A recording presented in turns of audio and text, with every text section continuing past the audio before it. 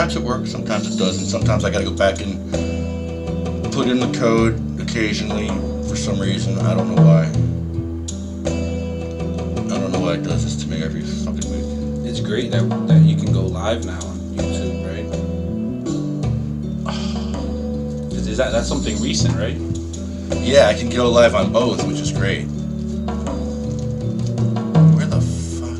Okay, this is live. Alright, that one's live. Great, that one's live. And this one's not going anywhere.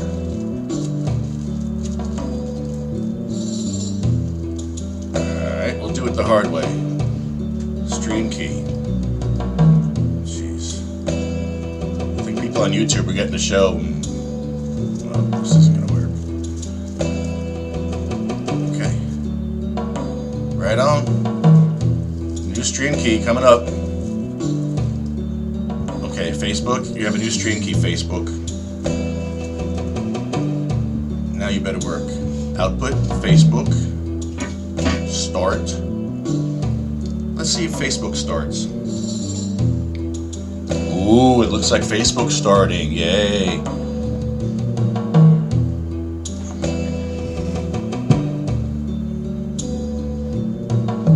Where? Just go live, man. Just go live. Just do it. Just do it. Just go live. Maybe we should storm their headquarters. Storming the headquarters of Facebook. Storm the headquarters of Facebook. Alright, I think we're live on YouTube. We're live on Facebook. I think. Who knows if they even hear us? I don't even know. What was that? Is that me? No, I dropped my phone. Jesus.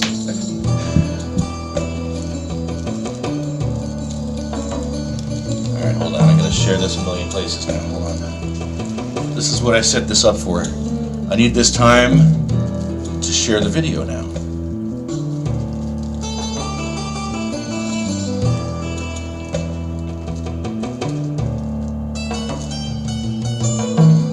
Share to groups.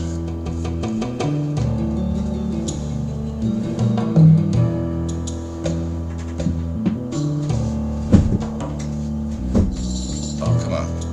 No. Don't do this to me. Go back. So hurtful. Share. Okay.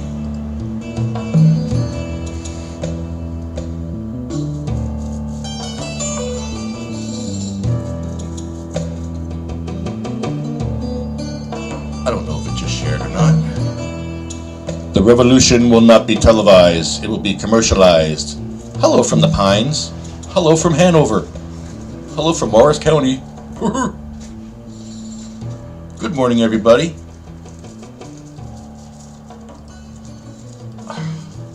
I'm still setting up. I'm sorry. There we are.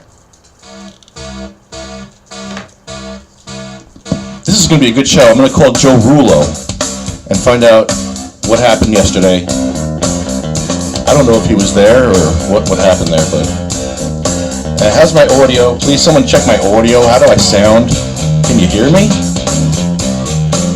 Am I loud and clear? Am I distorted? Give us a call.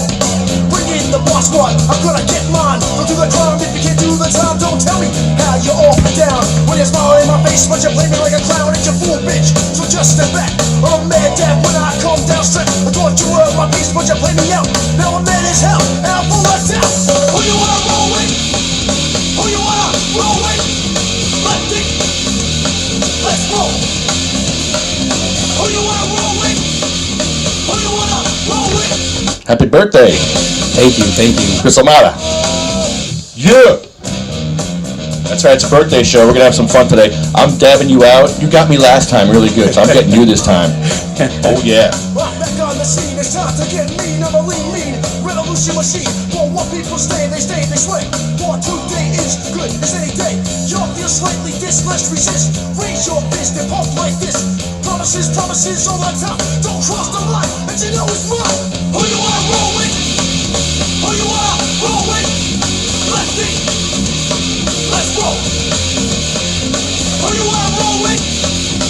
you wanna roll with? Lefty, let's roll.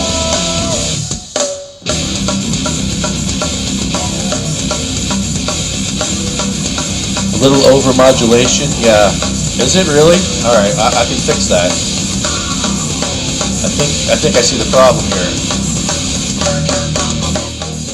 Who you wanna roll with? That might be better. Roll with. Lefty, let's roll. Who you wanna roll with? Who you wanna roll with? Lefty, That should have fixed it. let's roll. You know, last week I screwed up so bad. Or last time you were here. You know where we got the audio from? These mics weren't even on. That's how horrible the sound man I am. Really? Yeah. We're getting, the mic was coming from here. I had it turned off. I don't know what I did. And this was before we got stoned. That's why I was singing to no music. I was actually singing to no music. Wow. Before you got here, I was singing. There was no music. I was just singing. And you couldn't even hear the music. It was stupid. People were tuning out. The people that usually tune in, the two people that are supposed to tune in, they were like, I can't get them out. They tapped out. I'll try again later. My producers, they gave up. I have remote producers that help me. Remotely. From all over the world. All over the country. That's good. At least you have them. Yeah, we do. We need them.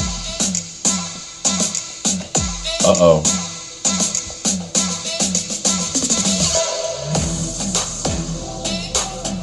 Boy, there's patients out there suffering. One of our producers, I won't say who, unless they want to say, but rough night, stomach no good,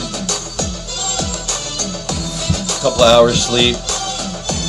And this is, most patients are out there not feeling well right now. It's the weather, I don't know what it is. It's crazy because the past couple days, for myself at least, I've been waking up at weird times in the middle of the night.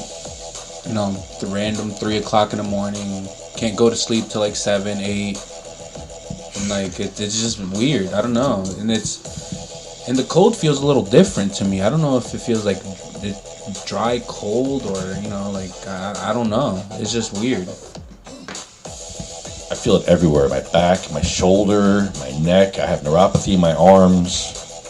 Yeah. And we were doing like war stories on the way down here. I think you won the war though. I think you beat me because you just showed me some pictures, man. Yeah, they're rough. For your birthday, you're gonna shock me. You're gonna shock the shock jock for his birthday. Does that make you feel good for your birthday? Happy birthday again, but man, he wants to shock me on his birthday. Dude. Yeah. Dude, you were ejected from that car. Yeah. It was rough. It was pretty bad, And then I guess it kind of helps, that I was sleeping, Right. So I think that helped a lot. I don't remember anything. I just remember yelling, I was telling whoever, I'm guessing it was, some medical team to put me to sleep.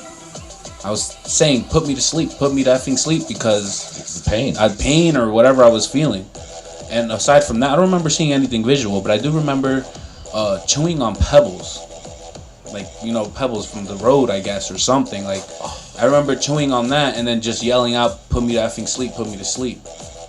But I guess in between, somewhere in those times, I was evacuated in the helicopter. So, Damn. yeah, I am so grateful and words can't describe how grateful I am, to be able to walk, not have a spinal cord injury or even head trauma at that. They say they found me around 50 feet away from the vehicle, so like I went for a ride, my body went for a crazy ride, Ay. Yeah. So you were in the hospital in Georgia Yeah. for like a month or two? Or? At least I was in the ICU at least for 3 weeks, and then like I got out of the hospital environment around like a month and a half maybe, but then I went to like a facility, like a rehab facility, but like it was doctors there and like nurses there at all times of the day to like take care of me, whatever I need. So I was still in that kind of I say atmosphere of hospital, because it was a hospital atmosphere. They gave me whatever I needed. Like if I needed an IV bag, they'd bring it in or whatever the case may be. But I wasn't there for too long because I was telling you earlier, that's when they realized that my back was leaking and I had, where they stabilized my tailbone. So that's when I went back to the ICU because I was shaking. It was an infection, I guess, at that point. So they came in and they just cut me open and just let that pressure out, that whatever it is, right bedside. You saw the picture, I don't know. I don't know if that's a bone, tissue, but it looks something along that nature, cartilage, whatever it is on my back. But like, yeah. So you were having surgeries every other day in the hospital. Yeah, for like the first 2 weeks, it was like surgery after surgery, and then I think one time they did like I guess my back, because at the time they didn't even realize like they didn't really know that I was leaking urine because my urethra was cut. So I had to get nephrostomy tubes put in my kidneys. So I what? Nephrostomy tubes. What the heck is that? It's like a tube that goes inside your kidney, so you don't pee through. It doesn't go. It bypasses everything. You know what I'm saying? Okay, gotcha. So it bypasses it and goes straight from the kidney straight into a bag. So I had 2 bags attached to my side as I'm laying down, like that. And yeah, that's how it was for a long time. And then I got those removed once I got into Jersey. Then I started using, the what is it called? The indwelling catheter. Okay. Straight into the bladder. And you're still having surgeries. For now, I'm done. No more major surgeries. Okay, for now, good, it's just good. like, all right, let's see how it goes. It's about to be, I wouldn't say, I think I got my surgery at the summertime, like beginning of summertime for my urethra. Got it reattached, so I feel normal now. One of my craziest worries I ever had was if I had that catheter and like a crazy amount, a big ass war comes, and then like there, you know what I'm saying? Like I have to change my own catheter, and like I always thought about those worst case scenarios for some reason. I guess that happens, but that was like one, like anything can happen, like if there's a shutdown or whatever. And I remember going like literally right before, like it was like during the pandemic kind of, and like it's just like boom, like you're good now, you don't have to worry about it. And I was like, man, it was great. It was great. I kind of felt that way when I got off pills, when I got off the opiates. I'm like, I'm not a slave to the pharmaceuticals anymore. I don't have to worry if there's a war or something where I have to find pills like in the apocalypse or something. I didn't have to worry about that. But we were talking on the way down about hospital stuff, where I was in the hospital, had my surgery, and I'm laying there, and I'm watching on the TV. It was in Thanksgiving time, 2008 maybe, I forget. And there was a whole bunch of people, hundreds of people that went into a city and took over a city overseas. And they went in there, shooting up hospitals, they were shooting up hotels. And I'm laying in the hospital bed, and I couldn't move. Literally, I just had my surgery the day before, and I couldn't even roll over in my bed. Like I had no strength, nothing. I couldn't move. And I was so scared. Helpless. You feel so helpless. Vulnerable. It's so bad feeling that way to where like you can't even protect yourself or do anything. And then now thinking about it, I'm a medical patient, and I can't even like own a gun or no way of defending myself. Right. Thinking about it now, we had that conversation on the way over here, but like I didn't think about it till just now. It's like I felt so helpless and defenseless. Like, I even worried, like, like they know the kid across the street is in a wheelchair. So, hey, like, what does he have inside? Easy targets. Let's go take a look. Yeah. Big gun. Oh, you want an ashtray? Yeah. This is the ashtray. Oh, there it goes again. Is that your phone? Oh. Yeah, man. Can I get that for you? Yeah. Let's see. Oh, okay. Thank you. I think I'm just going to leave it on the table, man. Oh, man, I'm so sore today. I don't like talking about my pain because it makes me think about my pain, and I want to distract myself from my pain. You notice that? Like when you talk about it, you kind of like feel things more sometimes. I don't know. I feel it all the time. I just try not to talk about it and think about it, but distracting myself. It makes me want to lay down sometimes, and then that's when I'm kind of like, no, stay up, distract yourself, maybe, like, watch something like on YouTube or, Yeah. you know, just call a buddy up or something. Yeah. And kind of like distract yourself from it, because if not, like I would be laying down in bed for most of the time, and nah, no good. Can't do that. I did that for years actually, and it feels worse, like though, like, you know. And then once you finally stand up, it's like, oh, I feel it all, but it doesn't feel too bad when you're like kind of moving around. Keep moving. Just can't overdo it. I tend to overdo it. Oh yeah. Yeah, I tend to do the same sometimes. All right, so you all have to keep up with us at home. We're getting really stoned here for Chris's birthday, so you guys try to keep up. I know you can't, but we're already way ahead of you. You want to show me those pictures, man? You want to freak everyone out? Let's do it. Yeah. Like I'm totally for it. Probably give a friendly advisor. Yeah, this is it's pretty scary what patients go through.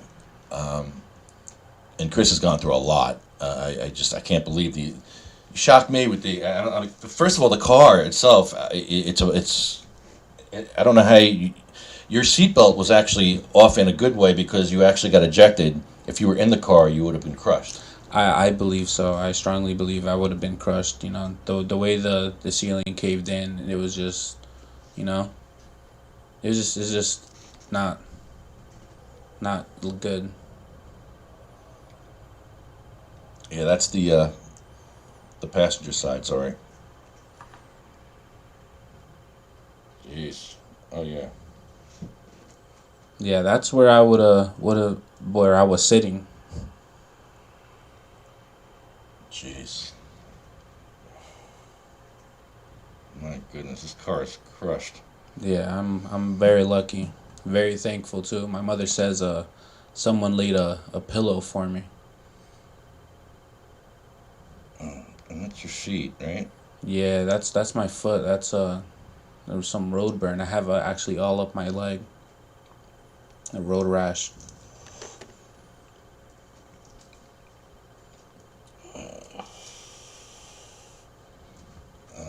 What's that a picture of? That's my hip. That's actually like my hip area. When I hit the pavement, I hit on that side of my hip, and it kind of ripped a chunk off my thigh in a way, like my thigh hip. So that's actually they stitched that up towards upside of the, like, kind of guess like the triangle. It was actually all open throughout there, but I had flesh hanging, and they tried to save it, but it started getting black and you know, getting some weird colors in there, so they just decided to to just cut it off. They were just like, you know what, it's just better if we just, you know, just take it off. Yeah. That's what it originally was. Let me see if I could probably zoom in a little bit on that. Yeah. You can see. You can actually see. Yeah. Oh. Yeah. Oh. Oh, man. Yeah, I told you, you won. You won, dude. You got me. You got me. Dude, I thought I was in bad shape. No. Yeah. Oh. And I have like I guess they had to re-staple me when they did surgery around my waist, so I'm pretty much, they cut me in half in a way. And now, you know. Oh my God. Well, now what happened here? This is when they that's my back. That's my lower back. I don't know what that is exactly, but infection? That was originally closed. That's where they stabilized my tailbone to. So I guess my waist or whatever it is. And it I guess they kept the stitches in there for too long, and it just made a bubble of, I guess, pus and stuff, and they had a bedside just cut it open. It was crazy, and it sounded like some pressure was relieved at the end. It was made a nasty weird noise. Yeah, that was pretty bad, because I didn't have anything for that, like nothing for pain or anything. Oh, man. Because I was already on a dose. They were already dosing me with regular stuff. So it was like, we can't give you anything else. Ouch.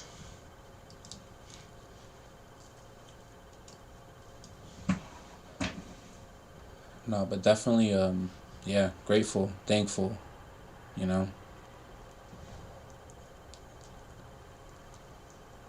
Sean tapped out. Sean, did you tap out? Lefty. Did you do a dab of that yet? No. Yeah, try that. Try that one. That's fire. It's literally fire. Fire OG. We still got some in here. Oh, okay. Yeah, I need to get one of those. That's called a what? A Puffco? A Puffco. A Puffco. Peak. A Peak. Puffco Peak. And that's the newer model? No, they came out with a newer one, a Pro. It has lights. It has an app where you can control the temperature on your phone. Dude, and it has a station where, like, see this one, I have to put a USB in. Mm-hmm. The other one, it has like a little mat. You just slide it on there, boom. That's all you need to do. It's charging. Okay. All right. Right? Shut up, take my money. All right. I need something like that. It's so, like, and I said, this is like the travel glass, so like I just close the tip, and then like no water leaks. I can just put it in my backpack and I'm off. You know? Oh yeah. Because the original one is just a glass. It doesn't have this piece to it, so water can leak. You know? Right. And also it could probably leak in here, but with this being sealed, it just completely seals it. You know, it's awesome. That's amazing. This thing is. I love it. Yeah. I need to learn how to work it now. Oh, it's easy. It is. Yeah, right. it's pretty easy. I get confused easily though. We're going to talk to Joe Rulo today too. I'm going to give him a call. That should be interesting. That should be very interesting, considering what happened yesterday. Did everybody see what happened yesterday?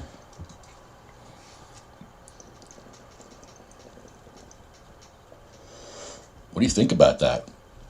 There was no rubber bullets yesterday. I wonder why. Were there any black and brown people in that crowd? Maybe that's why there were no rubber bullets.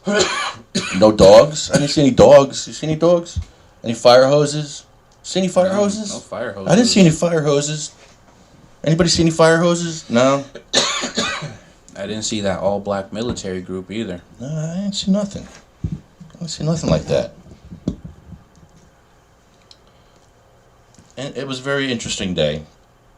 I don't know, let's see. Where were we? Oh, man. Yeah, I could talk about back pain all day, man, because this weather's messing me up, bro. My shoulder, my neck, my neuropathy. I have pain in my 3 fingers here, which is weird. Because that's the 3 fingers, I guess, that are connected to that, whatever that nerve is. And first they were tingly, then they were pain, then they're numb, and it goes. It's crazy how like that little string of nerve or whatever it is just affects so much. You know? It's amazing. Is that you? Oh, I thought you were gonna put it on the table. You know what? Man. That's gone. See, this is how we started the show. I started the show really stoned, and this is how I like to start a show. I'm so stoned I couldn't even start the show. I couldn't even do what I'm supposed to be doing here. It's great. I'm just glad everything's working right now. Yeah. What helps for you with your pain, Lefty? Like any methods, like any stretches or anything, or strain of bud that you smoke, or you know, maybe the shatters or the rosins, or what works? Edibles, you know? Yes. Yeah. Yes. Yes, all of them. I wake up in the morning. Check. And I shave points. It's about shaving points when I wake up. Shaving a half a point of pain off here, half a point there. So what I do is I wake up and I take a hot shower, and I lay in the shower in like a yoga pose, with my knees and my elbows on the ground, and my back is up, and the water is hitting my lower back, and I'm like stretching my lower back also, and that's good for half a point in the morning of pain. Like if you have 8.5, 9 pain level, a half a point's a lot. And then that is a lot. You know? Significant. It's from like crying to not crying, you know? Yeah, screaming, not screaming. Yeah. Yeah. So I do that, and then I go to PT, which I get a TENS unit. I have my own TENS unit. but I have a 10 unit there. I get they work me out a little bit, do a little exercise. Laser. They put a laser on me, which is interesting. Really? They also have cryo. I used to use the cryo machine, which is like 200 degrees below zero on your back. How's that? I like it. I've heard it. Yeah. It's pretty good. I love it. Yeah. I love all that stuff. Yeah. But you can't do traction anymore, right? Because you have hardware. Yeah. So you can't do chiropractor. Yeah. Right? Probably not. I don't think so. No. I was actually thinking about it recently because my upper back is just kind of like, I've been kind of almost getting like the hunchback thing because of being in the wheelchair for so long and not having that I guess stability in the back or whatever, or like I'm not always upright. Right. But recently I've been doing is going on my belly because I'm able to do that now. That So helps. yeah, before I can only do it probably for like 2 minutes, if that. So then now I'm just to the point where like I can sleep probably like 40 minutes to an hour on my belly. So that's a way where I'm, and like I catch myself once in a while, just slouching over, starting to, but it's like a mental thing for me now. And now it's like, all right, check, it's like, all right, now get up, you're starting to slouch, and I catch myself sometimes because when I stand up, I stand upright, and then now like I feel like everything I'm tall, And then, like, I start realizing, oh, man, I'm not supposed to be down here right now, Losing a couple of inches off your height there. Yeah. I need every inch I can get. I have these really cool yellow Crocs here. I want to show the audience here. These are amazing. Here, look at these things. Wait, can you see these? Look at this Croc. Isn't this beautiful? This is the most beautiful thing you've ever seen in your life. This is amazing. I have 2 of them. This is the most amazing thing ever. It's a yellow Croc. Come on, man. This is the best. Come on. I told you, my sister has the platform one. And that's what I want to do. I want to get the Crocs with the 2-inch heels. Oh, I'm gonna look for that. I love that. That's a great thing. I never even knew they had that, and I'm all about that. Yeah. You need to be taller. I'm kind of short. I'm like 5'1". Yeah. No, I'm not 5'1". I feel like I lost an inch after my accident and stuff. I don't know. You think? Yeah, you think so? Yeah. I feel like definitely in one leg though. Like I know you're not supposed to be completely like symmetrical, but I never that I've known my whole life. I'd never realized that it was an inch, or so. So, one leg is longer by like an inch. So it's like kind of like. Did you get any wasting syndrome, where you're like your muscle tone and just goes away? Because I had that for a while. Yeah. Scary. I don't like that. My friends say stop exaggerating. You got big legs still anyway, because I do have big legs. Like, but my legs. I used to wrestle. I used to I played sports. I played basketball. 2 times I played for the school, and then I played rec. So like it was like I was very, always moving. I was athletic, and yeah, I didn't walk for like probably like till I think it's been a good year that I've been walking good. So out of the 3 years, I wasn't walking. So I lost a lot of it, but I've been actually recently working on it. I've been doing some squats, and felt good to feel that burn again. Felt good. Yeah. I never knew what wasting syndrome was, and my doctor told me about it, because that's what I was getting from just not being active and just laying around. Yeah. I was like, shit. Yeah, it got to me to the point where like it was that thing they give you in the hospital for your breathing, because I guess it's like a little thing you have to blow into it, and like the meter goes off. I forgot. Yeah, that thing right there. That they were they kept telling me like you have to do this. You're breathing. You have to get your breathing up. You're not breathing that well. So, yeah, that was, and then it's funny because I hated it when I was in the ICU, and recently when I went to go get my urethra reattached, they gave me one of those, and that thing is like my best friend. Like I use it now. It's like a game. When I went in there, the doctor's like, "All right," and we never seen somebody so happy to see one of these before, and I was like, man, that's my best friend. Yeah.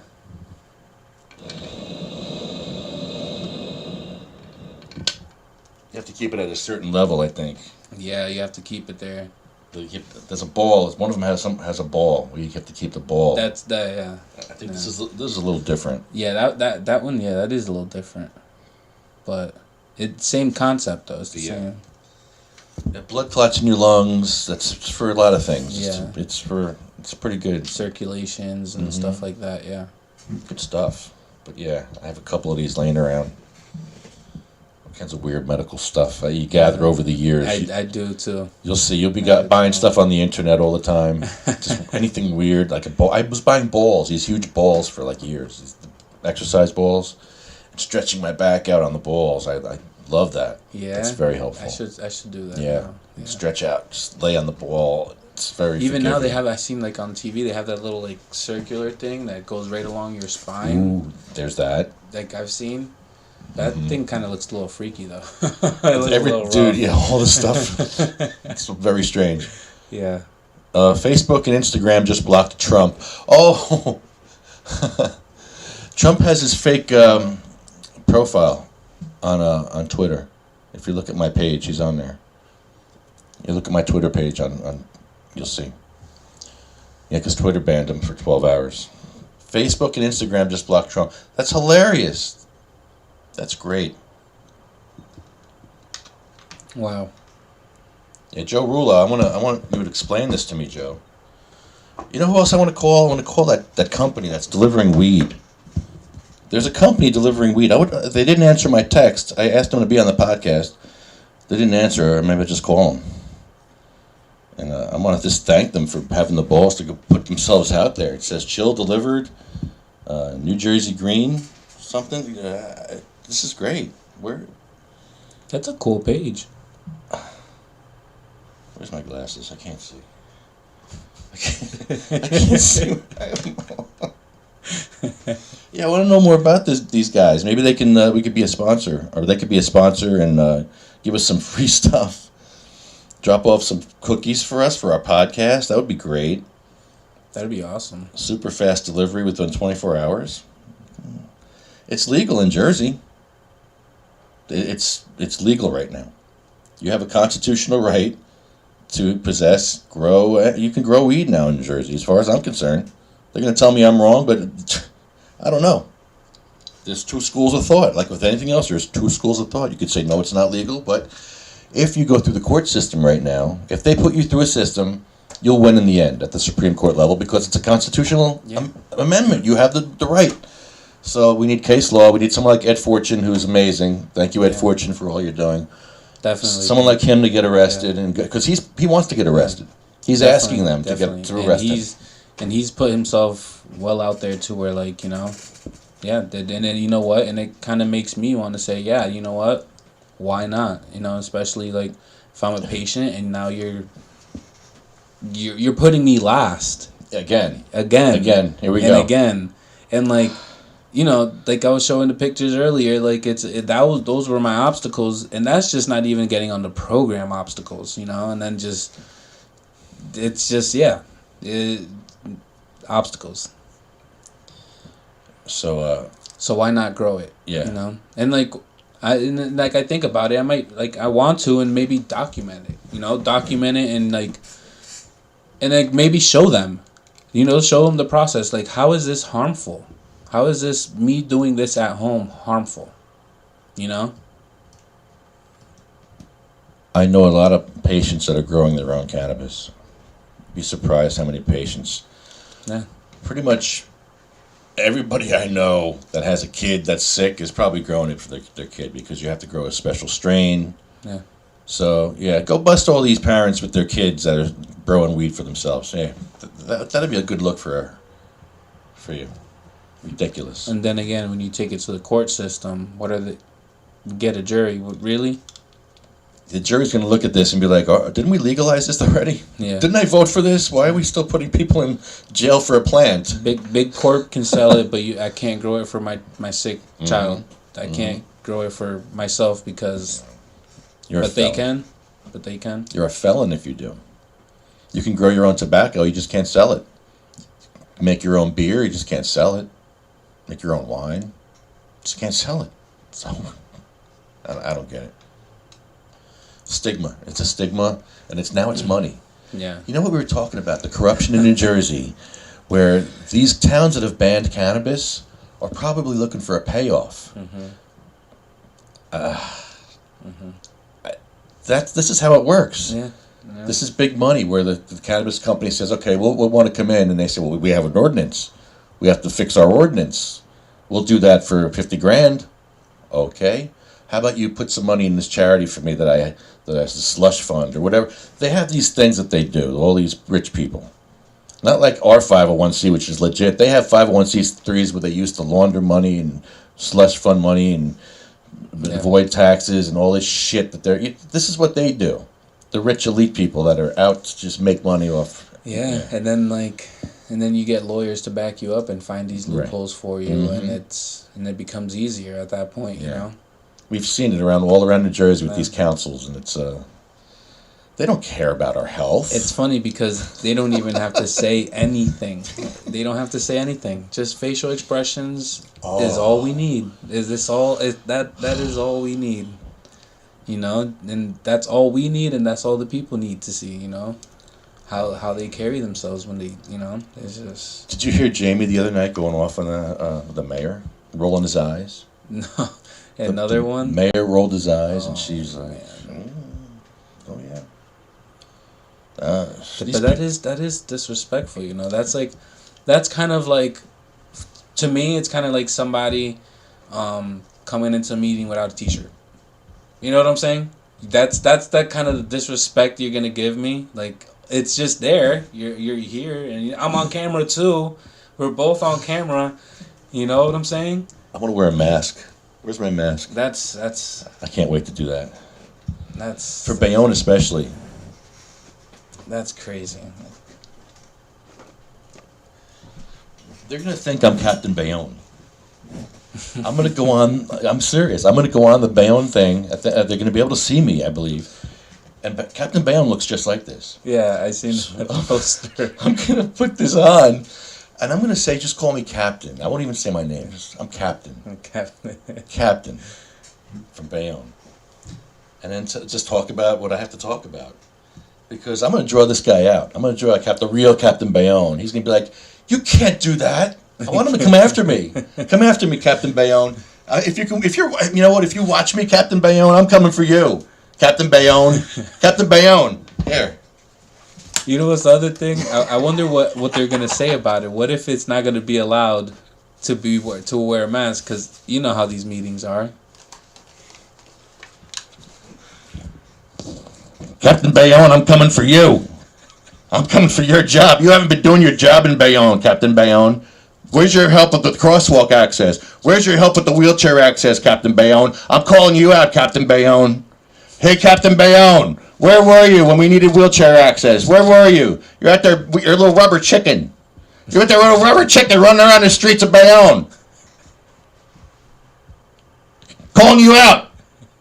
I'm the real Captain Bayonne. Yeah. I'm going to make a clip. I'm making a clip of this later for Instagram. I'm calling him out. I'm going to tag his ass, too. Should I add to it? What did I miss? Should I add anything? I can edit this. I can just edit it up. Captain Bayonne, I'm coming for you. We need your help, and you weren't there for us. I'm taking over. How's that? Is that a good one? That's a good one. That's good. All right. I like that one. We'll cut that. What time is it? All right, write that time down. All right, time code. All right, we got it. All right, so this is going to be Bayonne's going to be a fun. It kind of sounds like a wrestle call out, like old school, like like Hulk Hogan or Captain Bayonne, I'm calling you out.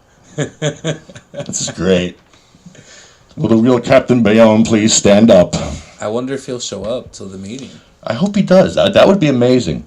If I start going to every Bayonne meeting like this, who is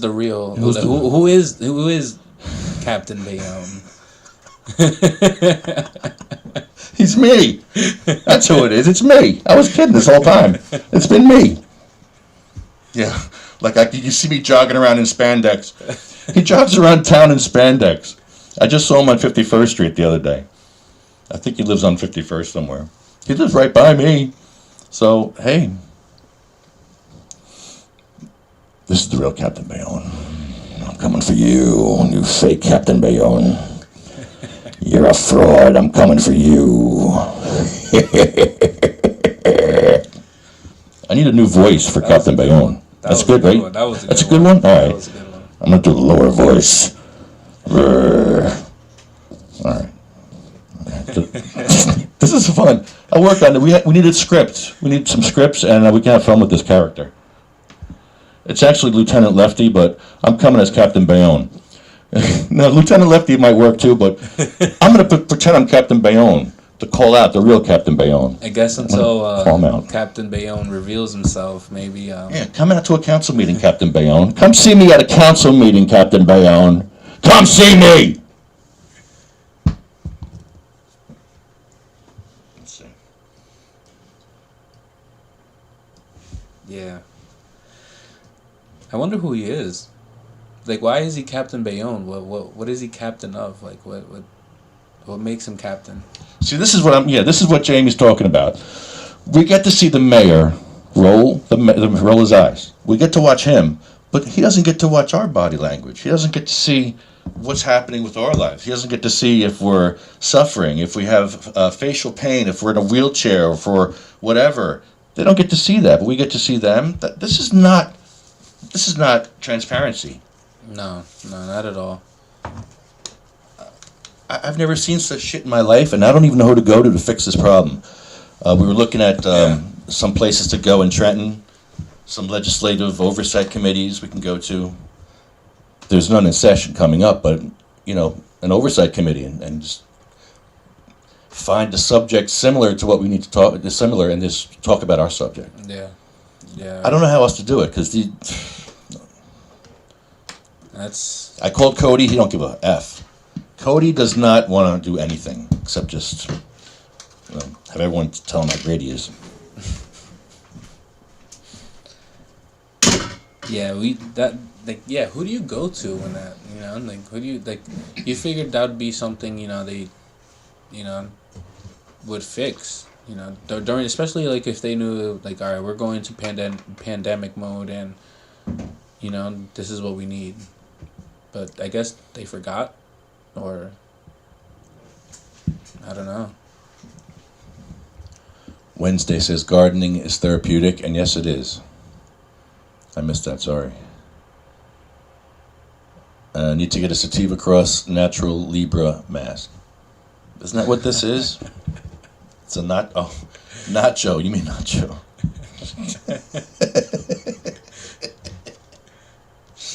Oh, how are you, Sean? What's going on, buddy? You want to call this company? I'm going to just call them up. They didn't call me back. I'm just going to call them. It says text, but, Lefty Libre. Yeah, that's pretty good. I might use that one. Let's see. Do we have phones? Let's see if our phones are working.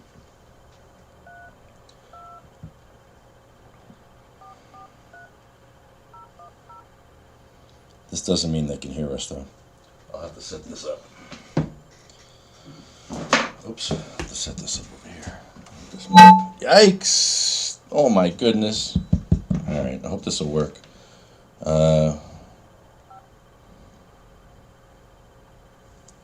Please state your name after the tone, and Google Voice will try to connect you.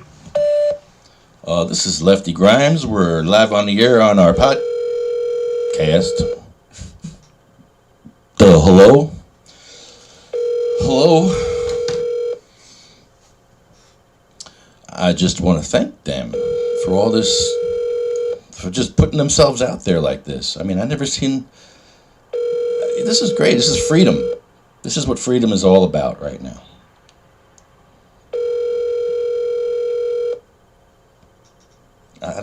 I probably know who they are too. They're probably the like, Google subscriber you have called is not available. Please leave a message after the tone. They'll probably like, I know this guy. This is Lefty. I know who this is. This is Lefty Grimes. We're doing a live podcast. I just wanted to thank you for putting yourselves out there.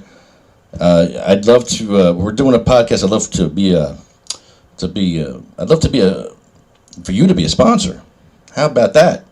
I think what you're doing is great. It's a taste of freedom here in New Jersey. You're actually allowed to do what you're doing, apparently, because the government doesn't know what they're doing. The people have voted. 2/3 of the people have voted for legalization, and now our government hasn't figured out how to keep putting you in jail. They want to keep putting you in jail. Well, why do we still need laws? It's legal. It's legal. Why do we still need laws to keep putting people in jail? It's legal. That's it. We're good. We can grow it. We can give it away. We can sell it. We can whatever we want to do. We can roll around in a field of it. We can sleep in a field of it. I love it. I love that we can. I love that you guys are doing this. I never heard of you guys. You probably know who I am. This is Lefty Grimes, sativacross.org. We're a 501c3 nonprofit, and we do take donations. Can I solicit donations? I guess I could. Am I allowed to do that? I think I just did. So donations could be a cookie. I'll take a cookie, actually. You know, hey, we have how many board members we got? How many cookies we need? One, 2, 3, 4. I don't know, about 6 cookies. Yes, about 6 cookies. Or a baker's. I'll take a baker's dozen. Well, that's all good too. You know what a baker's dozen is? You know? Definitely, yeah. Okay. It sounds good. I like a baker's dozen, which is not actually a dozen. Did you know that? Yeah, what is 6, right? No, 6, baker's dozen. I believe it's 13. Really? Yeah, I think it's an extra one. Oh. There's some weird. I didn't know that. Yeah, it's a weird story behind that. I have to look it up. All right, you're gonna make me look up baker's dozen now. And I read this story when I was a kid, and I just always remembered that term. Maybe we can use that somehow. It's gonna be a long message. Oh shoot! I love when I do this. I love this because then it goes beep, and then you have 10 seconds to give your phone number, which I'm going to give them my phone number because I don't want them to call me back as we're live on the air till 2:00. So yeah, please, I hope you would call me back at 2:00. But let's look up Baker's Dozen. Baker's Dozen, a group or set of 13. A Baker's Dozen of love songs. Why is Baker's Dozen 13? In 13th century England, a law was enacted which prevented bakers from cheating customers and selling light loaves of bread. To prevent themselves from getting in trouble with the law, bakers would give an extra loaf for every dozen purchased to make up for any potential shortfall. Oh. What was it, that company that was making the rolls shorter? Goodbye. Those are the best. You don't have to pick up. It's just good for the show, and when you don't pick up too, it's fine. But yeah, please call us back. I wish we had time to give our phone number. I'm sure they have it. I'm sure the CIA has it. The FBI has it. The Homeland Security has it. Everybody's like, who is it going to buy weed? Oh, you're trying to work. You're on. Okay. You're actually on the podcast right now.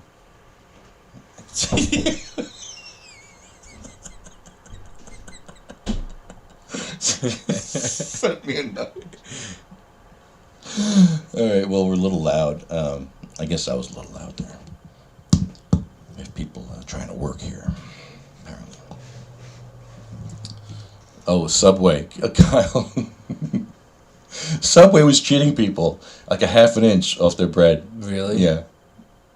Half an inch. Or an inch. It was not. And how long were they getting away with it for? For years. I think there wasn't there a class action suit or something? That's crazy. Oh boy. Yeah, so a baker's dozen. That's great. Makes sense. Yeah. Makes sense. It's terrible. These billion-dollar companies just trying to, make a little more for their yachts, to fill their yachts up. So, what about yesterday? I want to call Joe Rullo and find out. He's a Trumper. And I want to know more about how he feels about yesterday. It's pretty crazy, right? Yeah, isn't it like a lot of, I guess, Republicans are like stepping down, kind of not messing with him or saying anything, like kind of like don't agree with what is going on, I guess, in a way. I don't know.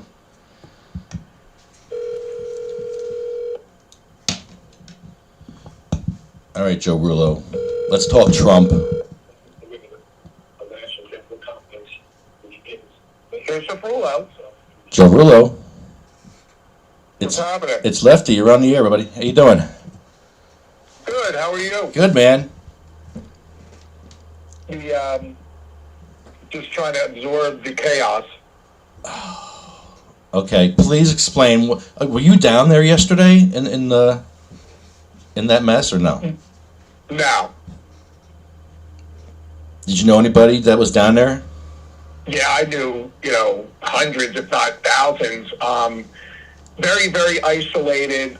We actually think that Antifa probably had something to do with it. Really?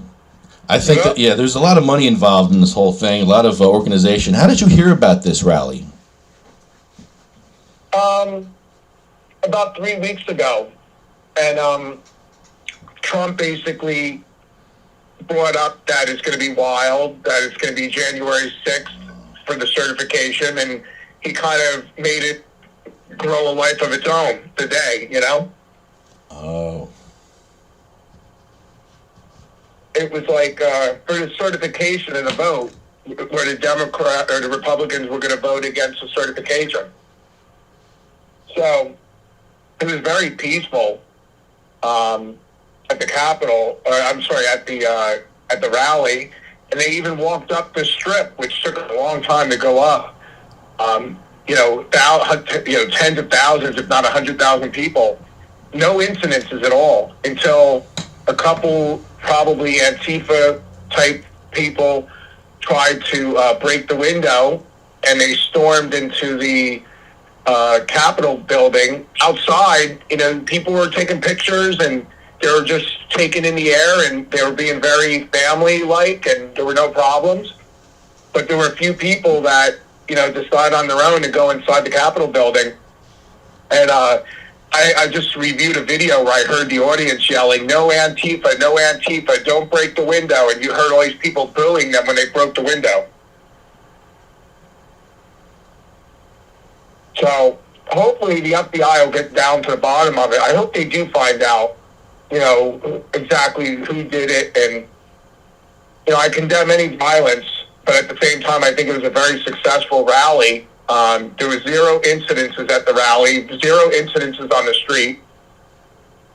And it did, stop the Senate and Congress from being in session for the day. So in terms of a protest, right, that's what Black Lives Matters tries to do, right, close things down.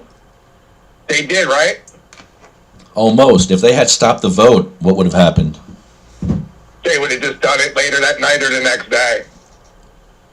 Oh, because by It was law. all symbolic. It was all symbolic. Okay, there was a lot of money behind this whole thing too. Organization. Absolutely, and let's talk about the hypocrisy that during the summertime, the Antifa, Muriel Bowser, D.C. mayor clan, all basically surrounded the White House. They were laughing at the president, saying that he was hiding in a bunker. Okay, but now all of a sudden the Capitol building, where nobody had a gun supposedly, and a woman was shot who's a 14-year Air Force veteran, married with children, 35-year-old woman, shot in cold blood. They're also trying to bring marijuana into it. They're saying somebody smoked a joint when they got in there. Making it sound like, oh, the marijuana was there and it's really bad now, right? But you don't hear that during Antifa, right? And we both know that most Trump supporters and Republicans didn't support the weed in New Jersey, so I don't know how much truth there is to that one, right? But I think that, so getting back to Muriel Bowser, they basically, in essence, there was a huge riot, and you didn't see her having a press conference like she's having right now.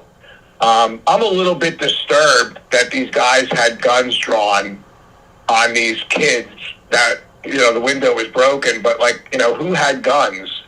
I see kids laying on the floor, young adults with guns pointed to them. I think there's a lot more to this story. oh, Trump can't tweet, and he's been banned on Facebook. If you would have told me that, I wouldn't have believed you 2 weeks ago that he was going to be banned from Facebook and Twitter, would you? I thought it would have happened a long time ago, actually. I just think that, everybody's piling on right now. It's ridiculous. He's not the president anymore in their mind. He's only got a couple weeks left, so now they're not afraid of him anymore, I guess. Jeez. Yeah, we'll see what Biden does. I think that Kamala Harris is really going to be president anyway. You don't think Biden's going to make it? Listen, his son died of what my father had. You'll never be the same. And this guy was pretty old when his son got the brain tumor, and it's very devastating. And you could tell he's hurt and he's in pain. I think there's Pratsy definitely the least worse out of all of them, right? I mean, it could have been like freaking, what's his name? Can you imagine Bernie Sanders or Warren? Can I imagine? They gave away everything. Give it away to who? Huh? I want to give it away to the sick and the dying. I want to give money. You know what? Wasn't Jesus a socialist? Because he lived on people's couches. No? Yeah, I mean, honestly, I think some Republicans, I'm not going to disagree with you. I mean, they're against abortion, but yet they don't want to give money to single women who are abandoned by their husbands. So that when they do have a child, they're like, screw this, I'm not having a kid because I can't afford it, so I'm going to get an abortion. So isn't the Republicans guilty of causing an abortion if people get abortions because they know they can't take care of their kid? It's a huge mess, man. And Jesus even said that that you take care of children, and to answer your question, I live my life like that. I mean, I'm a product of everything I've given. I mean, I could be a millionaire 10 times over, 100 times over, but I decided, like you, to be a fighter, and I've been fighting like you since I've been 17 years old. I'm now 51, Wow, I'm looking here, and they like literally stormed into the, like a lot of them went into the, let's see. Is this live now? Now, right now? No, I'm just watching when they went into the actual dome. I mean, this was not everybody. This was a select group of people, and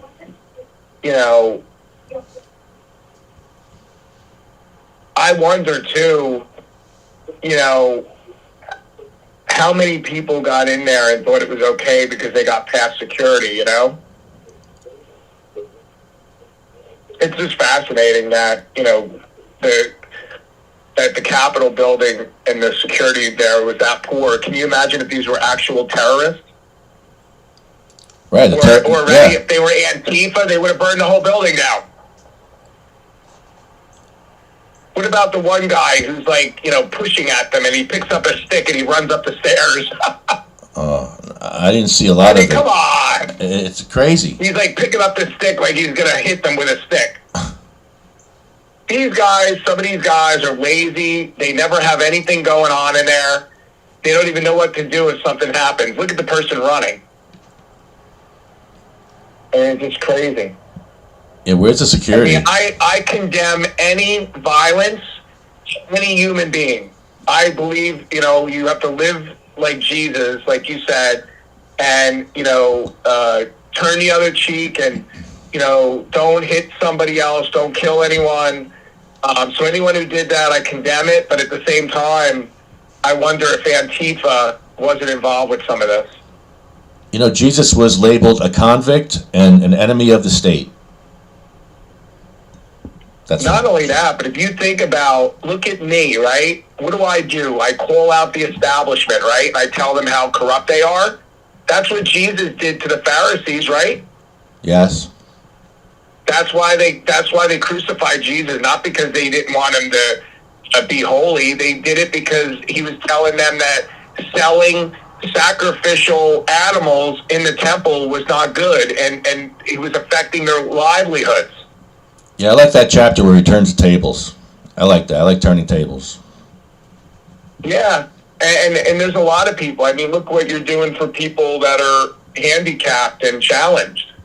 You got to turn tables for them because nobody else is. You know, we discovered something at Great Adventure that they had a woman in a wheelchair with no legs. They got her into the bathroom, and she couldn't go. In the women's bathroom. So I guess they have handicap bathrooms, but not all of them are handicapped. And I was explaining to my girlfriend, that you're involved with that. They could just say, yeah, we have a certain amount of bathrooms here, and these are the ones that are handicap accessible. That by law, every bathroom doesn't have to be handicap accessible, right?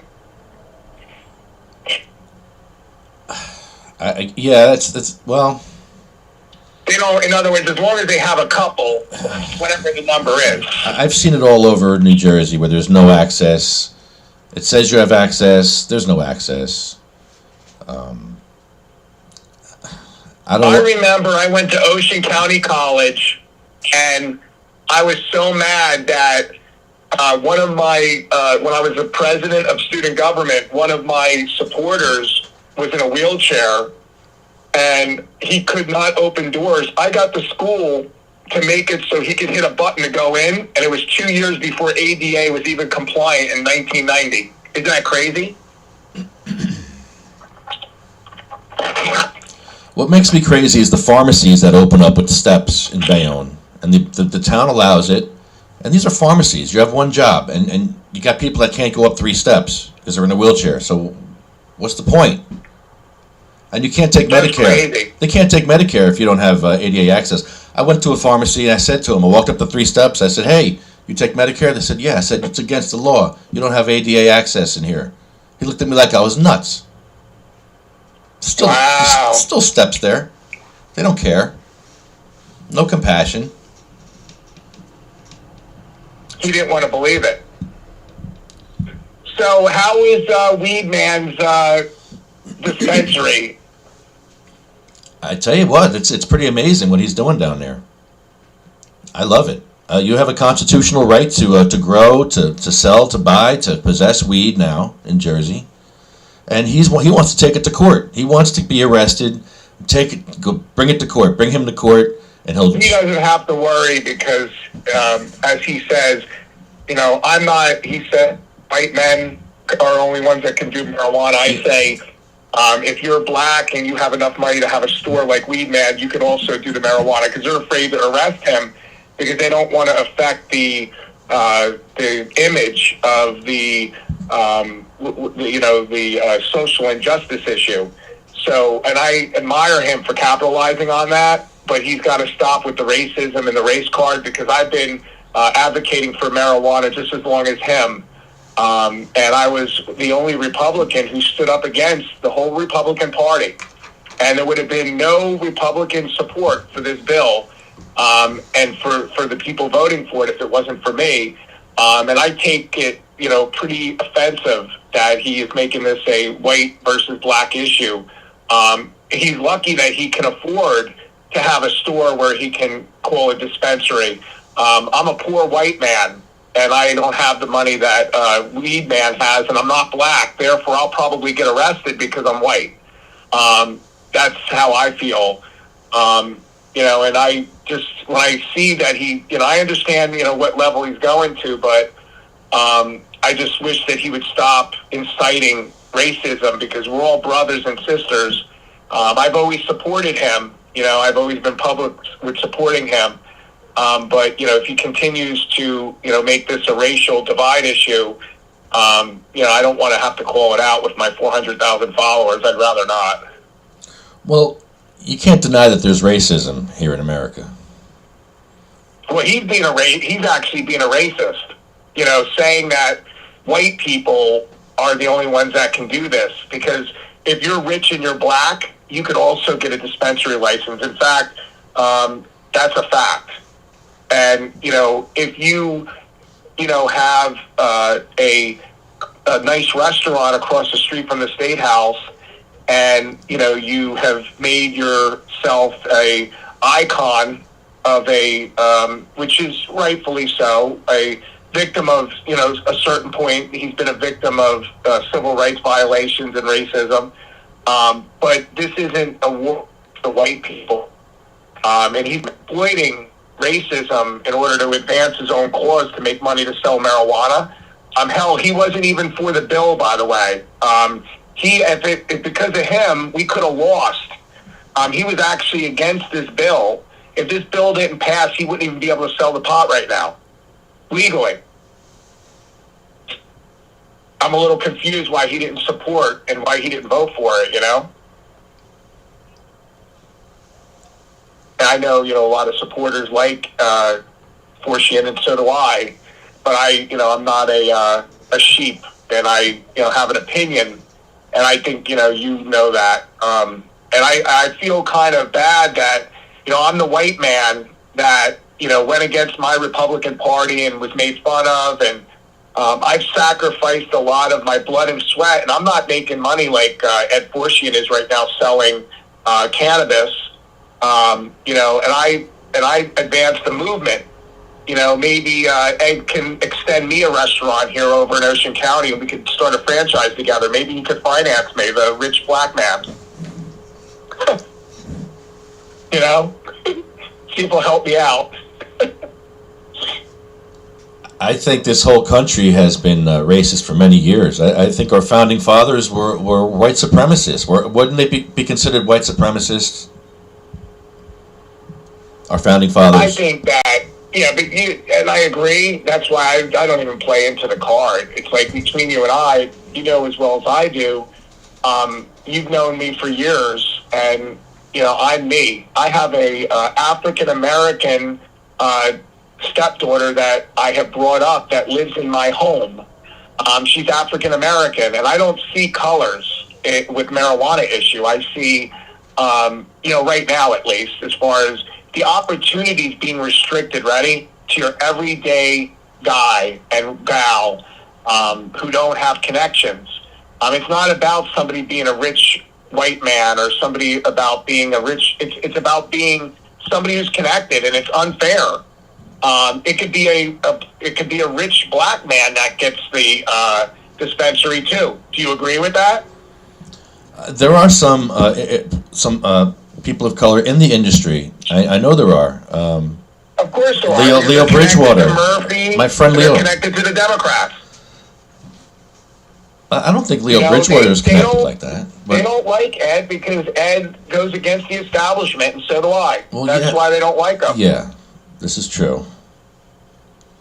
He actually I have to give you the message later, but I'm going to hold off on giving you the message. But he told me he had a message for you, because you had a message for him.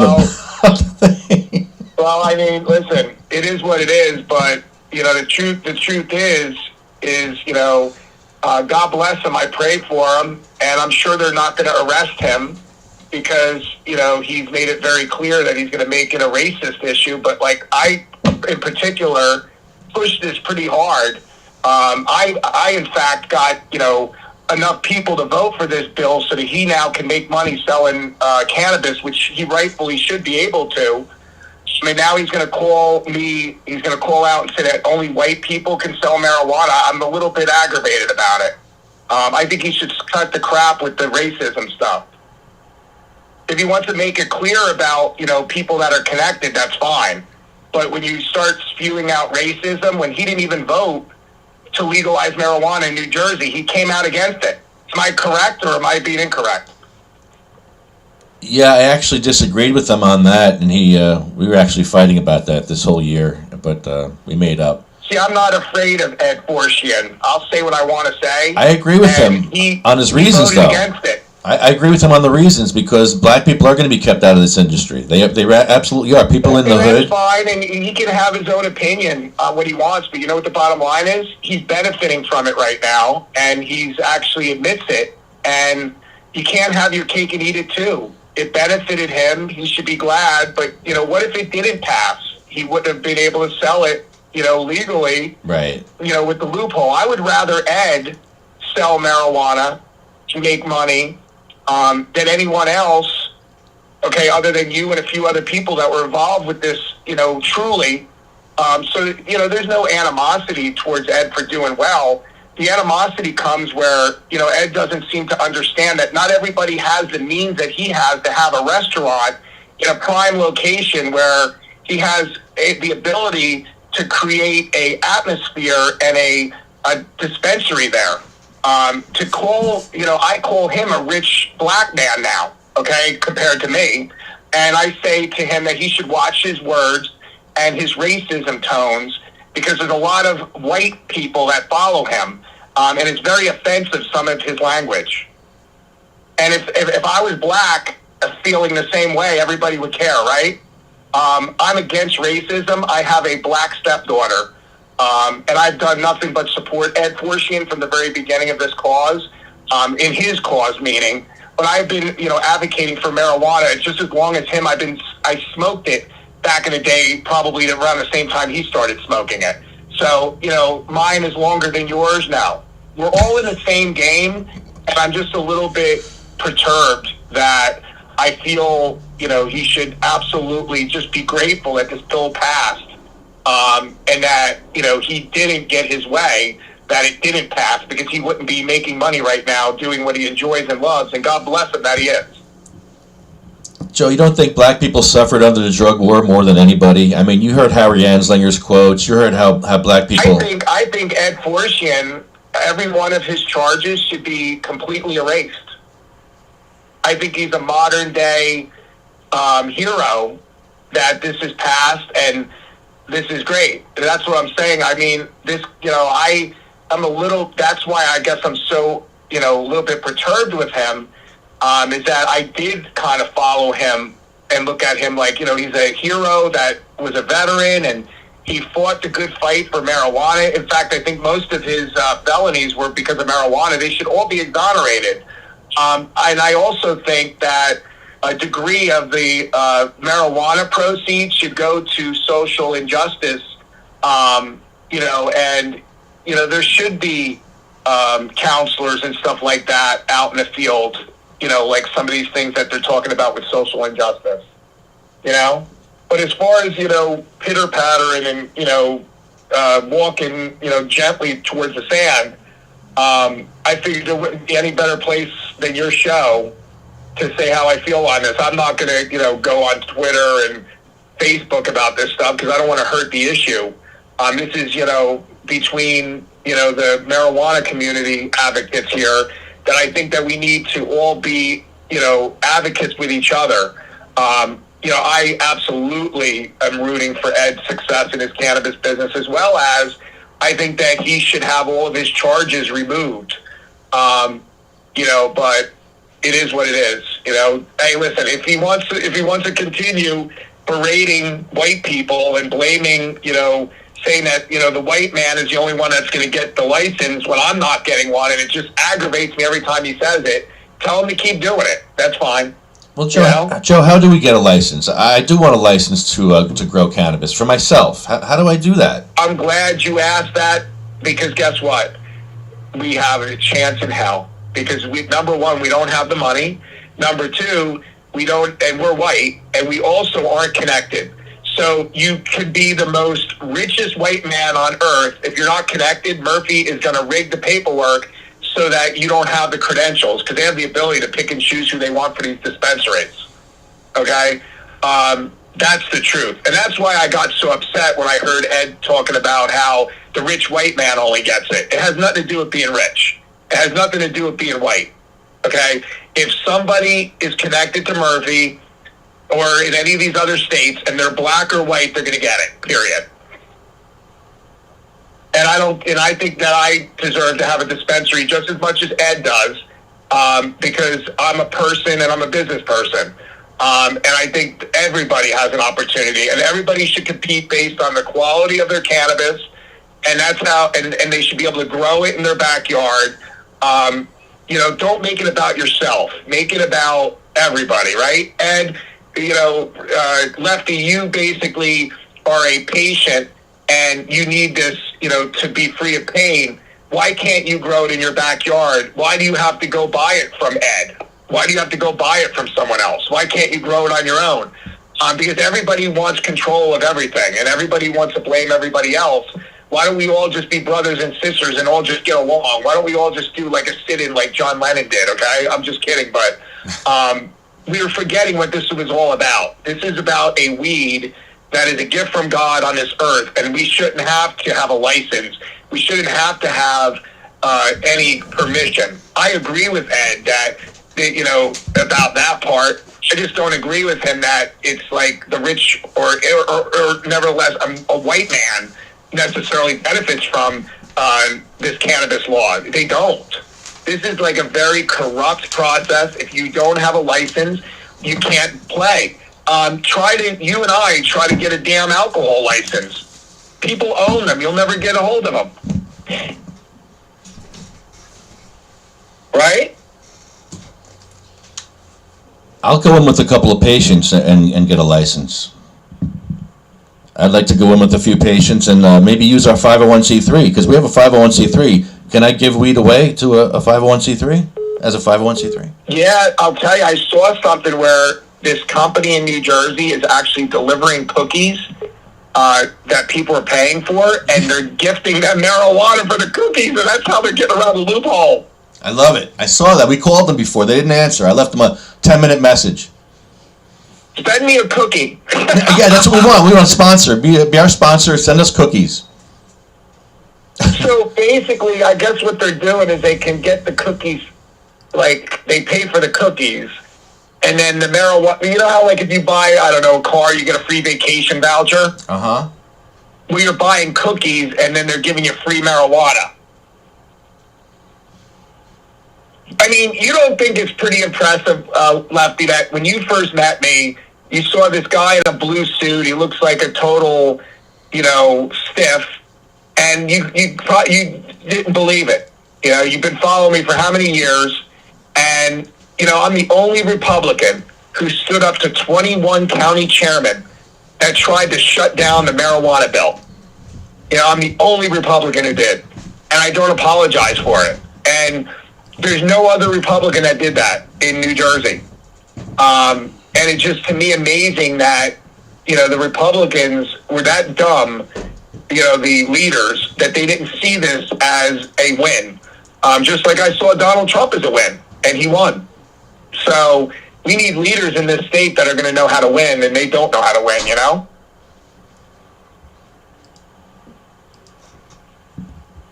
I hear you, Joe. Well, Trump just committed to an orderly transition on January 20th. Let's see if this works here.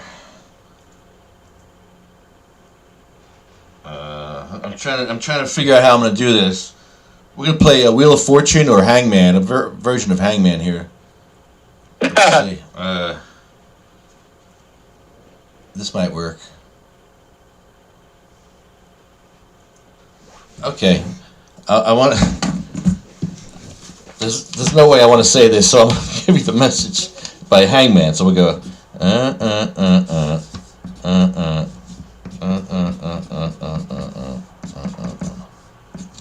Okay, so you know.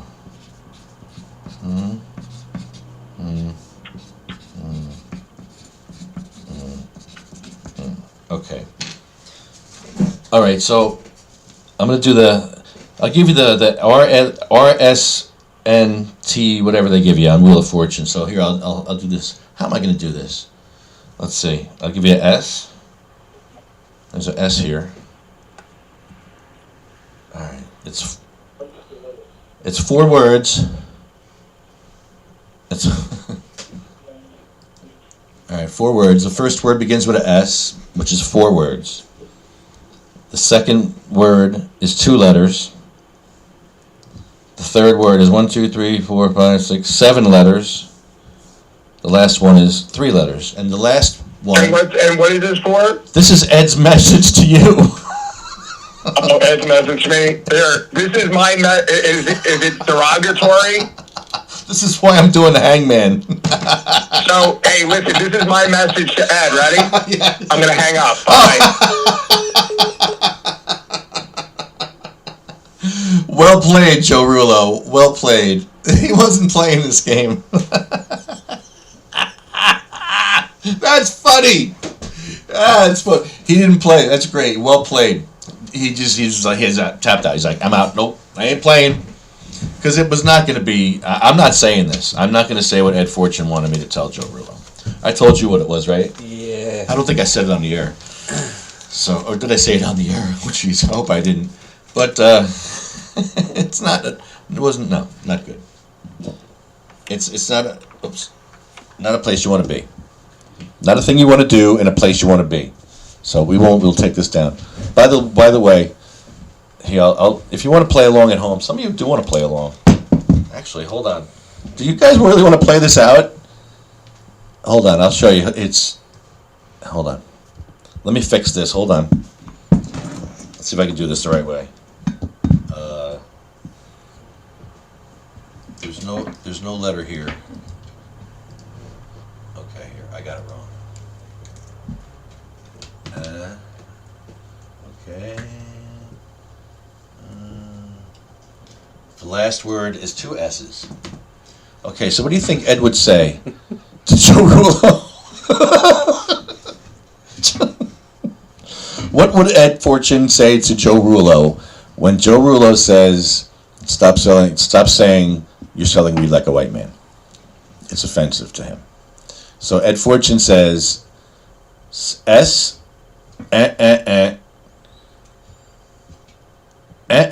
letters, and then All right, so I'll have to give you another letter. Who wants to play? Come on, somebody give me a letter. Somebody on here. Somebody who's watching. There's a few people watching. Give me a letter. Give me a letter, and then whoever can figure it out, we'll give you a joint or something. I think we can give away joints now, right? Yeah. We'll give you a joint. If you can figure out this, what Ed Fortune said to Joe Rulo, we'll give you a joint. All right, give me a letter. Somebody on Facebook or YouTube, give me a letter. I got a few people on YouTube, too. Give me a letter. There's a little delay here, so give me a letter. We'll play this out. Let me take the picture down. The picture's actually confusing, this, too. Hold on. Where is it? Oh, jeez. Where's Rulo's picture? There we go. Okay. Oh, I took my own thing out. Oh, well. All right, let's see. Who's got... Somebody on YouTube, give me a... All right, somebody... we're not doing vowels. We're just doing consonants, right? Is that how we do it? Or do we do vowels? I guess we could do Maybe it. Like... Does it matter? Yeah, no. How do they do it on that show? This is an awful game. I'm sorry.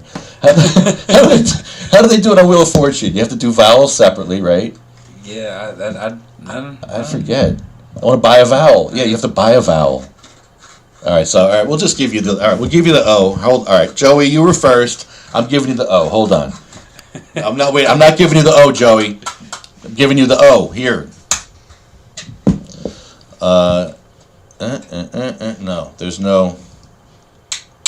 No.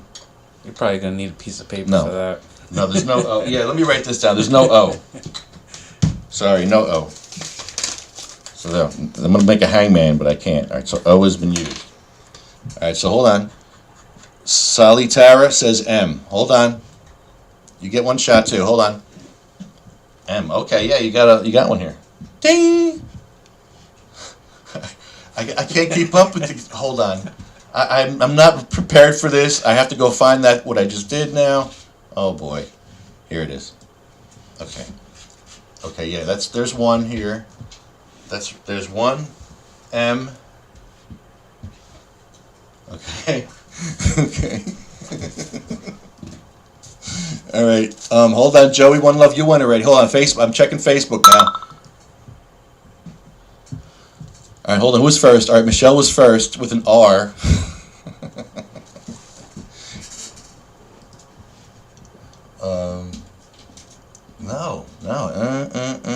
No, there's no R. No R. Sorry. Okay, who's next? Marina says B. Okay, hold on. B. Nope, no B. No B. Seth says M. We got the M. M's already done. All right, so Seth, give me another one. Seth, you can go again because you said M, but M's been taken. So go ahead. I know there's a delay too. I'm sorry. This is an awful game to do live like this, but roll a joint if you know. Come on. Not you. You can roll a joint over there anyway. This is great. This is Chris's birthday show. We're getting him stoned. Can you do another dab for your birthday, please? Yeah. We want to watch you like cough and everything. Yeah, please. Cold dabs too. I love cold start dab. Yes, sir. Seth, give me a letter. You're getting another shot at it. All right. Otherwise, I'm going. All right, K. Oh, there you go, Seth. I believe there's a K. All right. Okay, there's a K. Good job. All right, on YouTube, we're going back to YouTube now. Who was last? Joey One Love, you're up for the U. Joey, you got the U? Yes, you do.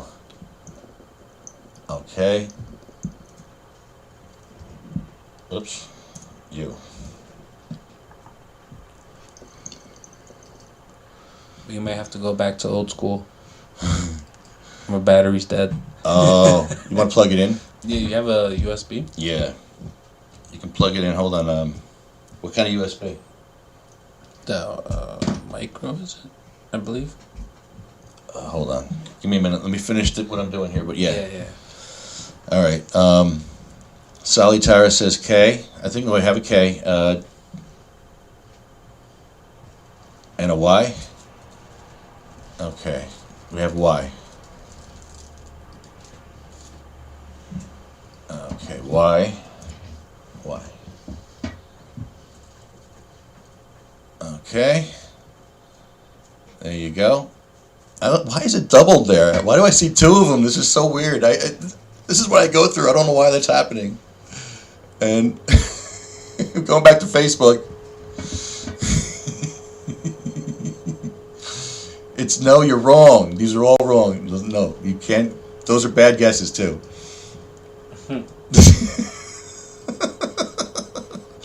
I think we're on Y. Do we have a Y? Yeah. Did we put Y up? Yeah. And a C. Okay, I think we have a C. Oh, I missed the other U. I'm sorry too. There's a. So yeah, there's. Okay. Whoops. Okay. So there. Am I messing up it? Did I miss a letter? Okay. No, not yet. Okay. Facebook. Who's next? Who's next on Facebook here? Nope, nobody can guess it? You didn't guess it. Nobody has guessed it. You have to spell it out perfectly. The third word is 1, 2, 3, 4, 5, 6, 7 letters. In case you can't see it, the third word is 7 letters. I don't think you called anything. And let's see. No, you didn't. Nobody has used any letters for that yet. Does anyone know what this is yet? To win the joint? Nobody has figured it out yet?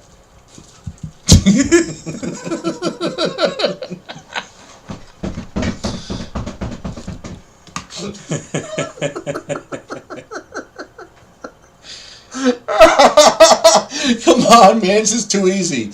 I'm not even gonna go. All right, I think nobody wins. You all win. Everyone wins because we all know what it is, and it's just terrible. We all know what it is. We all know what this is. That is exactly what Ed Fortune says to Joe Rulo. Oh, you want to put another? You want to do an R? R. No, there's no R, Seth. All right, back to YouTube. Anyone? N. An N. Okay, I believe there's an N.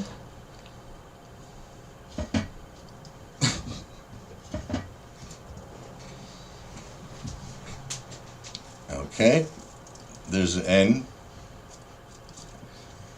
and a G. No G. Nope, no G. All right, Facebook. R, no, a B? No, I think somebody said B. No, there's no B. No B. Joints for everyone, says Joey.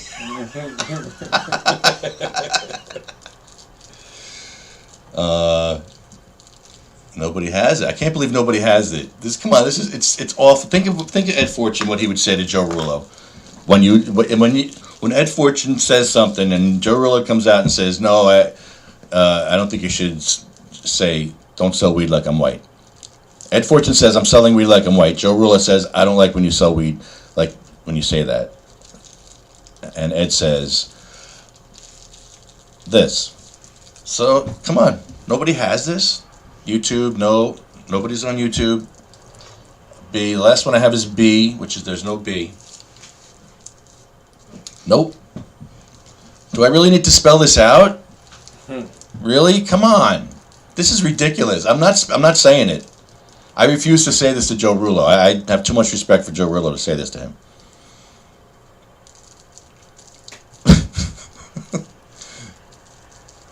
Nobody's got it. All right. I'm not saying it, so. No, Seth, it's not suck my Uranus, whatever that is. Really, you have no clue? Really?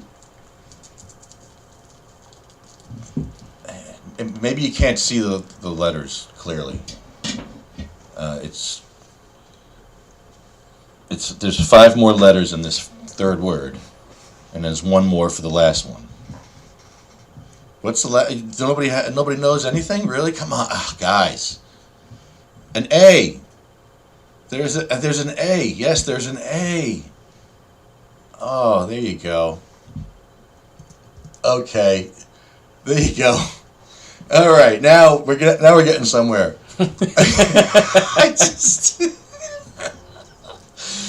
All right. Does anybody have the answer yet? How about Facebook? A D. There you go, Seth. A D. There's a D. There is a D. Right here. I think they started sparking up the joints. They started thinking. Yeah, I think that might have helped. That last joint might have kicked in. Who's on YouTube? No one on YouTube yet? No? Okay. There's a little delay here, so it's tough. All right, it's tough. The last one from Seth is a D. Come on, guys. I'm not saying it. I'm not saying it. You can say it on the chat and then read it later. I am not saying this.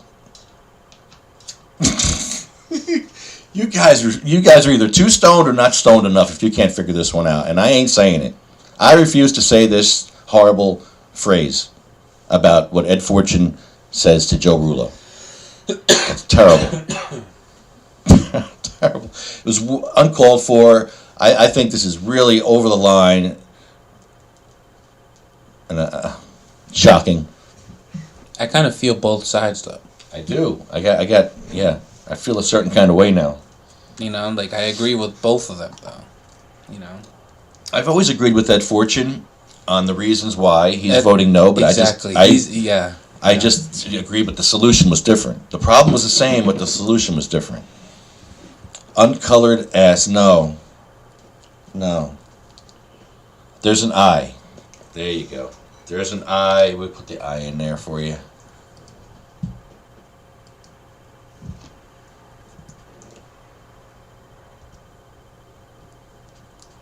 Okay, there's an I. Yep. How about Facebook? Who's got the answer on Facebook? Anybody? C. No C. No C. Sorry. Facebook. The UN is throwing me off.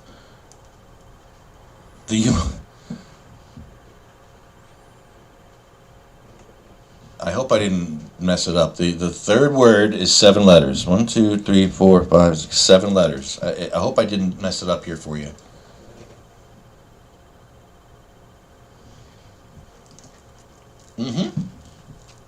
Yes, there's a P.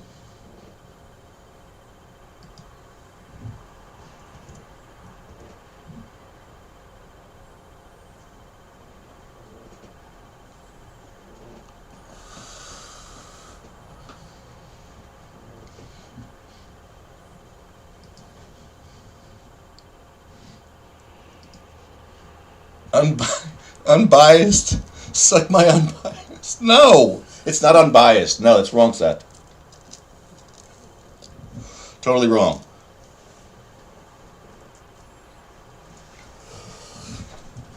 Come on, guys. Really? You just want me to say this. I'm not going to say it. I'm not saying it. You guys are just trying to play games with me and say, I don't know what that is, Lefty. Why don't you say it? I'm not saying this. I am not saying this phrase. This is how I'm getting out of saying it, by making somebody else write it down. And no, Seth, it's not no, there's 2 letters before the P, and there's 1 before the D. Oh my goodness. Hi, Cannabis Ted. Cannabis Ted. Cannabis Ted. Do you have it, Seth? Come on, give me a guess. Somebody's going to win this joint.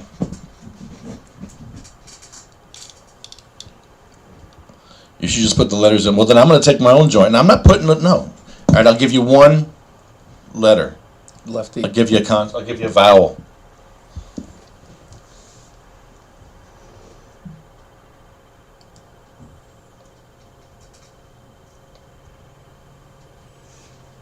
There's a vowel for you.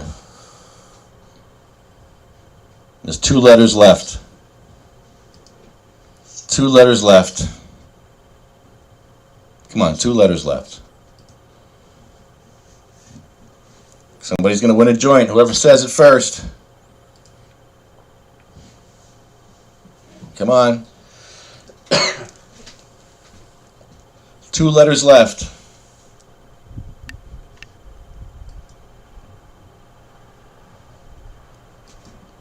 Nobody wants the free joint, I guess, huh?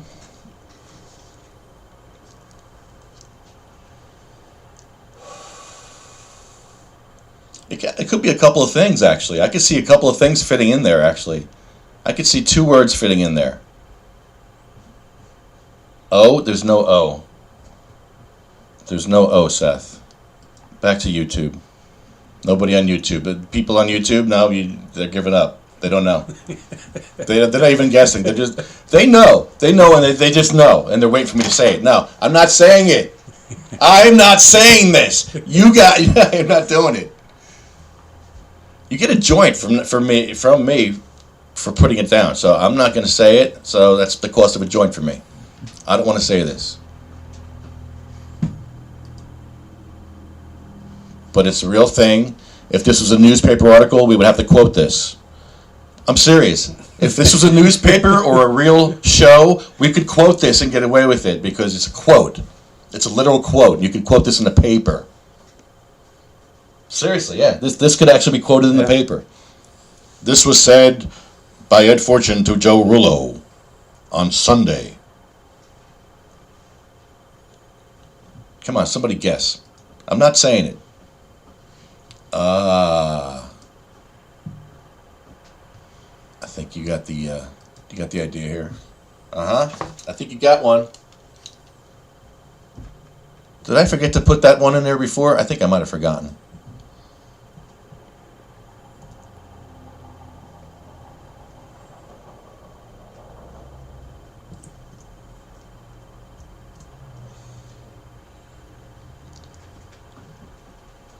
Okay, there's 1 letter left.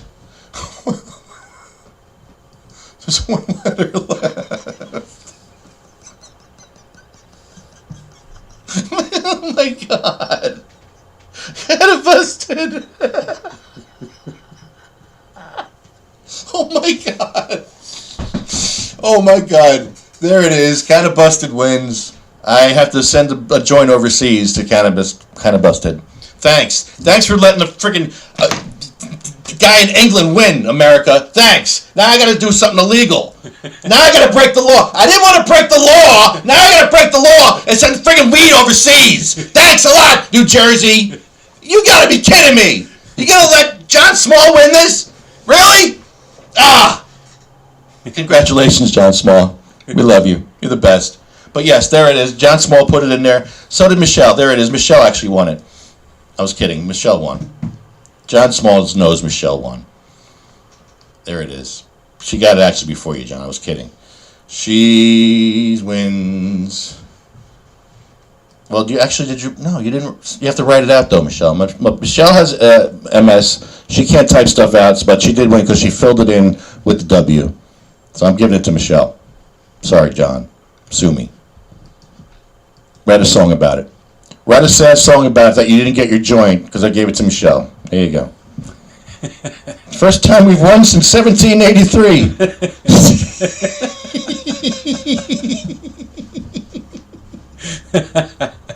Nope, we took it away. Like America took it away from the Indians, I just took your joint away.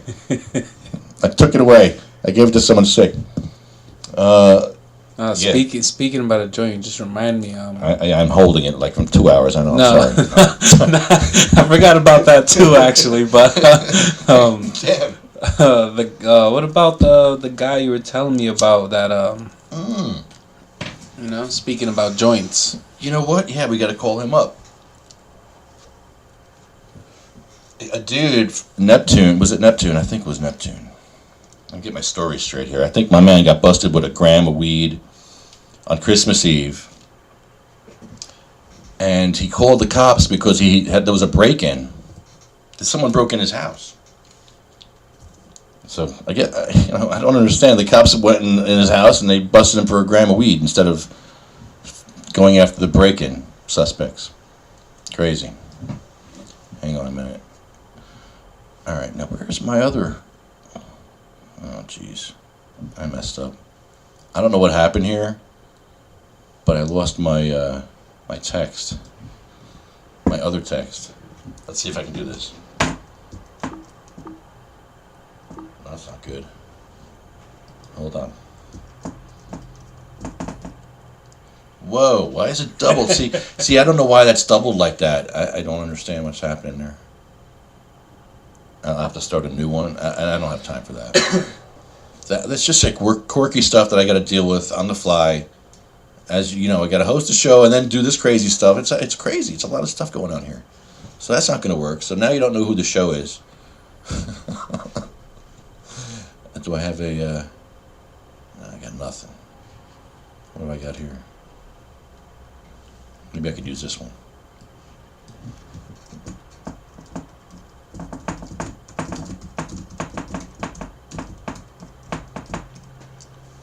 Got to at least have this up there. And then sometimes you can make it scroll or wrap around. Let's see, word wrap? No. Scrolling. I put scrolling in there. It's not scrolling. It's not scrolling. See, it doesn't work. When you want it to work, it doesn't work. Isn't that terrible? Look, I just put scrolling in there. Just scroll. You can't read it. You can't even read what I wrote here. It's cut off. It's just terrible. Terrible production for a podcast. I know, right? The pointing lefty. Yeah, I know. There. I think I fixed it now. There, I fixed it in a minute. I know a minute's forever when you... I used to do live TV and stuff and live stuff at Lucent. For like local broadcast around Lucent. And if something screwed up, which stuff screwed up all the time and you're working with technology, you had to have it fixed quickly. You had to know your stuff good enough where you can fix it quickly, work around, or know what to do. And that's tough. You got to have stuff fixed quick. And I'm sure it's like on the fly because it's unexpected most of the time. And you got big, huge, dignitaries that you're doing stuff for. I was doing like auditorium stuff for dignitaries and symposiums from NASA. And Bell Labs was great to work for. Shit. A lot of cool stuff going on there. Sounds interesting. Yeah, they had the anechoic chamber, which is the quietest room in the world. Quietest room in the world for a long time, until I think IBM beat them. But you go in there and your voice would just disappear. There's all these like triangles of foam everywhere, floor everywhere, and you walked on chicken wire. It was cool. What? That sounds so cool. Sick. You could scream, and your voice would just like disappear. It's crazy. That shit's awesome. I used to get stoned to go in there. Yeah, that sounds like fun. Just go in there, start yelling. I grew weed on Crawford Hill, by the way. I think I've admitted that once before, but I grew weed on Crawford Hill, where the horn antennas are. Yeah, the horn antennas went into deep space, and that's where they discovered the Big Bang Theory. Bob Wilson and Arnzo Penzias were just shooting, collecting radiation levels, and they're finding these levels, and they're like, there should be no radiation in space. It should be zero radiation, but they're finding these levels of radiation of something, of some sound. And they figured out it was left over from the Big Bang all those years ago. There's still sound and, stuff left over from that. Wow. Yeah, in the space. That's how powerful that was. So they discovered this. They won a Nobel Prize back in 77 or 78 for that. So they had these two huge horn antennas up on top of Crawford Hill. Beautiful hill, great place to work. These scientists would go up there at lunchtime, play 2 hours worth of volleyball. Oh yeah, I would go with them, and I'd play with them. Because I was like in the stock room at the time. I was in the union doing the stock.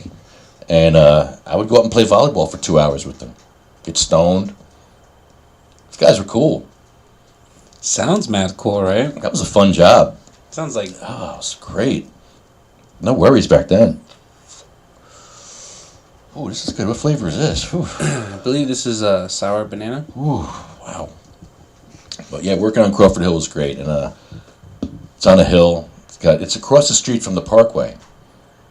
Like not the Parkway, the Garden State Art Center, the Parkway, and then it's Crawford Hill. Okay. It's across the street from the Art Center, across the Parkway. Okay. You know what I'm saying? I think so. So you could hear bands tuning up and practicing the day of the show. If you're up on the hill, you could hear them. So cool. So you can just like hear. Mm-hmm. Wow. Yeah, it was great. It was a great place to work, and I grew some weed up there once. Wasn't very good, but it was fun. A fun place to work. Good times. So yeah, I'm gonna call our friend who got busted. I think he had court today too. Oh really? Yeah. Where is his? Oh, I gotta do it on here. I know what that sound is.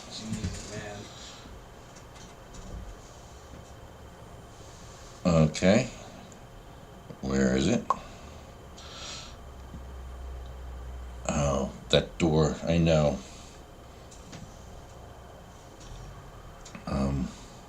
Sorry, I'm trying to find my... There we go. I'm just gonna call... Oh, shit. I lost my ability to do video for some reason. Occasionally it goes away and then it comes back. It just did it again. Alright. That's weird.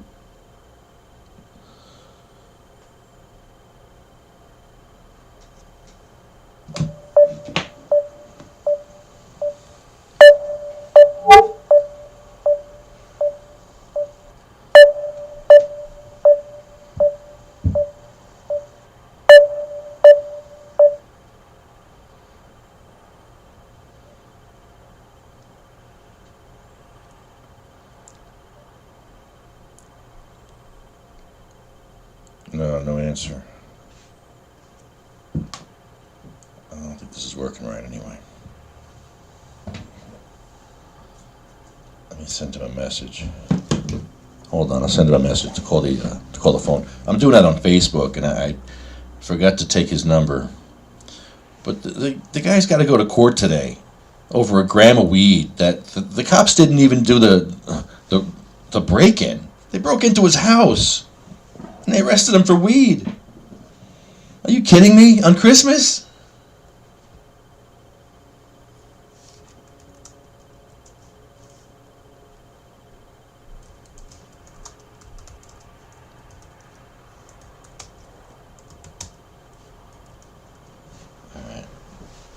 gave him a message to call me. He had court this morning. Hopefully, they'll just drop it. But, this is stressful when you do this to people. Stressful. It takes time out of their lives, money out of their lives. Especially when you're supposed to get arrested for it. And even then, wouldn't it be like just a misdemeanor or, a ticket? What is it that they do? Yeah, why are we still trying to figure out how to arrest people? Lefty. Oh, yeah. Nice. Oh, by the way, my friend helped me out the other day. Ooh. And he gave me something because I was almost out, and he gave me some crumble. So I was going to return it to him. Oh, there's a text. I was going to return it to him, but what he told me, he said, "Pay it forward." I said, "Pay it forward? Really?" I said, "That's a great idea." So I'm paying this forward. And it's banging. It's and happy birthday. Thank you. Everything worked out. The 111s, everything aligned because dude, this thing is nice. It's wonderful. It's actually wonderful, and he really hooked me up with that. And I was going to return it to him because I was like, I didn't need it because and I was like, thank okay. you very much, man. I'll tell you off the air who it was. Because I don't know. It sounds good. Thank you.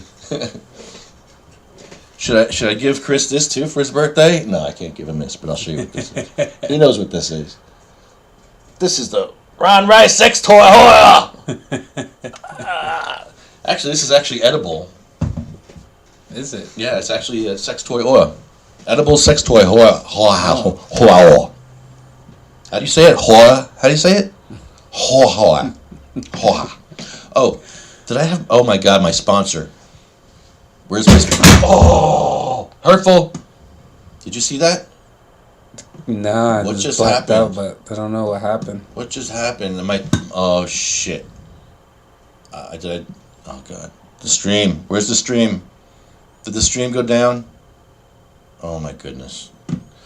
The drawer just broke. Luckily, the keyboard wasn't on there, but the mouse almost went down. And, oh, wow. And now you made me forget what I was trying to fix over here. What was I trying to do here? I lost my train of thought. Oh, no. What was I doing? We were doing something. I had a disaster just now. My shit just broke. I gotta figure out how to fix that now. Oh, hurtful, man. Super hurtful.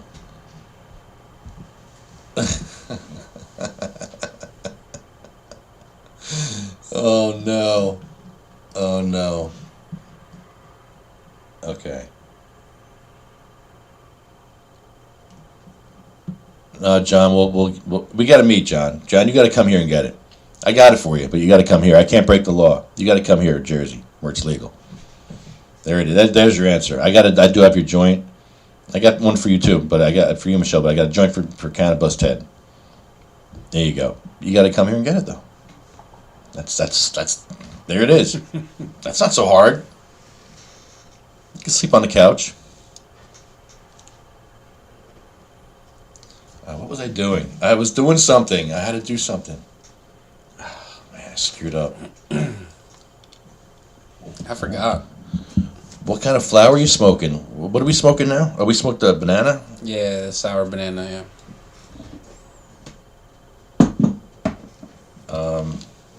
I gave you that, right? Yeah. This one here? No, you tried that? Yeah, I just... Where's the other one? Where's the other one? Must be in here. What did I do with it?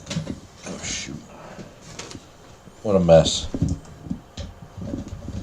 There we go. Oh, there we go.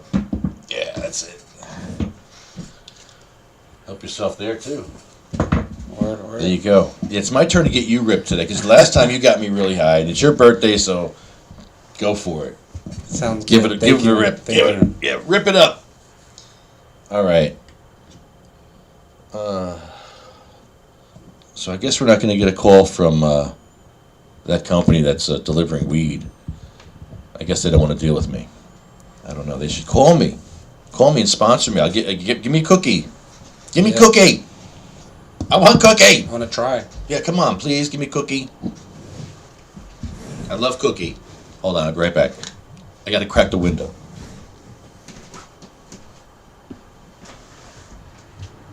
I got to crack a few windows, please.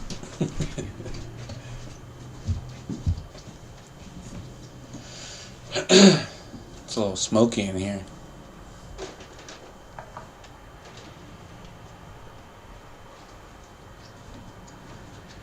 That's better.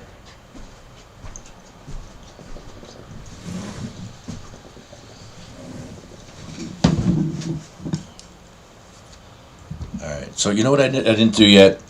We lost our viewers. Sorry about that. I didn't finish my song. I'm not prepared to do this, but I do want to finish the song and get it on tape so I can check it out. I didn't do that yet. I like doing this live with the pressure on. And last time I did it, and all you heard was a cappella. You heard me singing, and there was no music. It was awful singing too, and it was terrible. So yeah, and I was getting feedback, weird feedback, and I'm trying to figure out why I was getting feedback. Well, because it was feeding back into the computer. I didn't have the computer going into the board. I just screwed up. Sound guy screwed up. So let me find my song. I'm going to do this song. I'm sorry I'm going to torture you for a minute. It's a song I was working on for a while here, and I want to finish it because we're going to Point Pleasant to talk about Tom, my gut, who represented that town. When he banned medical cannabis, and you represent your town and you look like that, you got problems, bro. It's disrespectful. Disrespectful to hurt the sick and the dying, first of all. That's number one.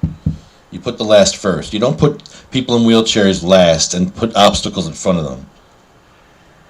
That was your first mistake. Don't ever do that. Especially when you're in a position of power and you're hurting children, you're hurting vets, you're hurting people. You don't even realize it. And you go up there with your stomach hanging out, and you don't even care. You just don't care. You don't even care. You don't even look at the ordinance that you're doing. You just, yes. Everybody, Stephen Reed had everyone going, yes. The whole council, right? It's ridiculous. Ridiculous. So, yeah, this is, I like this song. Let me bring it up here. There it is. It's called My Gut. Have you heard this, Chris? I think so. I haven't done it right yet. I'm going to finally do it right today. I haven't even practiced it. I should probably practice it. All right. I'm going to try my best. Here we go. Oh, boy. TV, now for only $50 a month. We'll even share a $100 Visa prepaid card. No, we don't want commercials. The optimum Get out of here.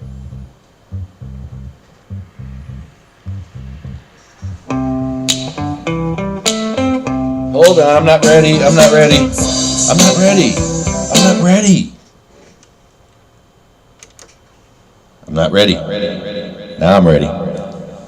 Now I'm ready. That's better. Little echo.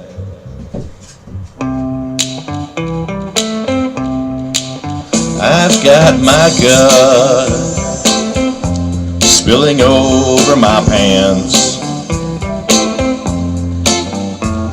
It jiggles for a while after I finish my dance. And I guess you'd say, what could make me dress this way, my gut? Talking about my gut. I eat so much candy, the bees envy me. I've got a sweeter tooth than a hippie hugging trees. Well, I guess you'd say, what can make me dress this way, my God. Talking about my gut. Oh, this is where I have to show my gut.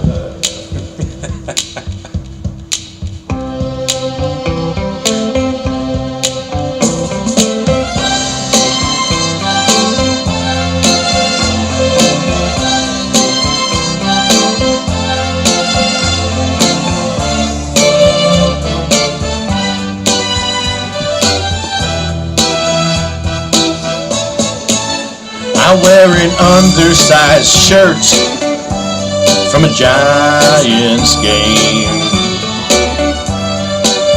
I've got all the best candy, maybe one man can claim. Well, I guess you'd say, what can make me dress this way, my God? Talking about my gut, my gut.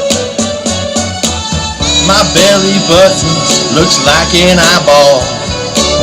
At the council meeting, I will show it to you all. My belly button is a deep black hole.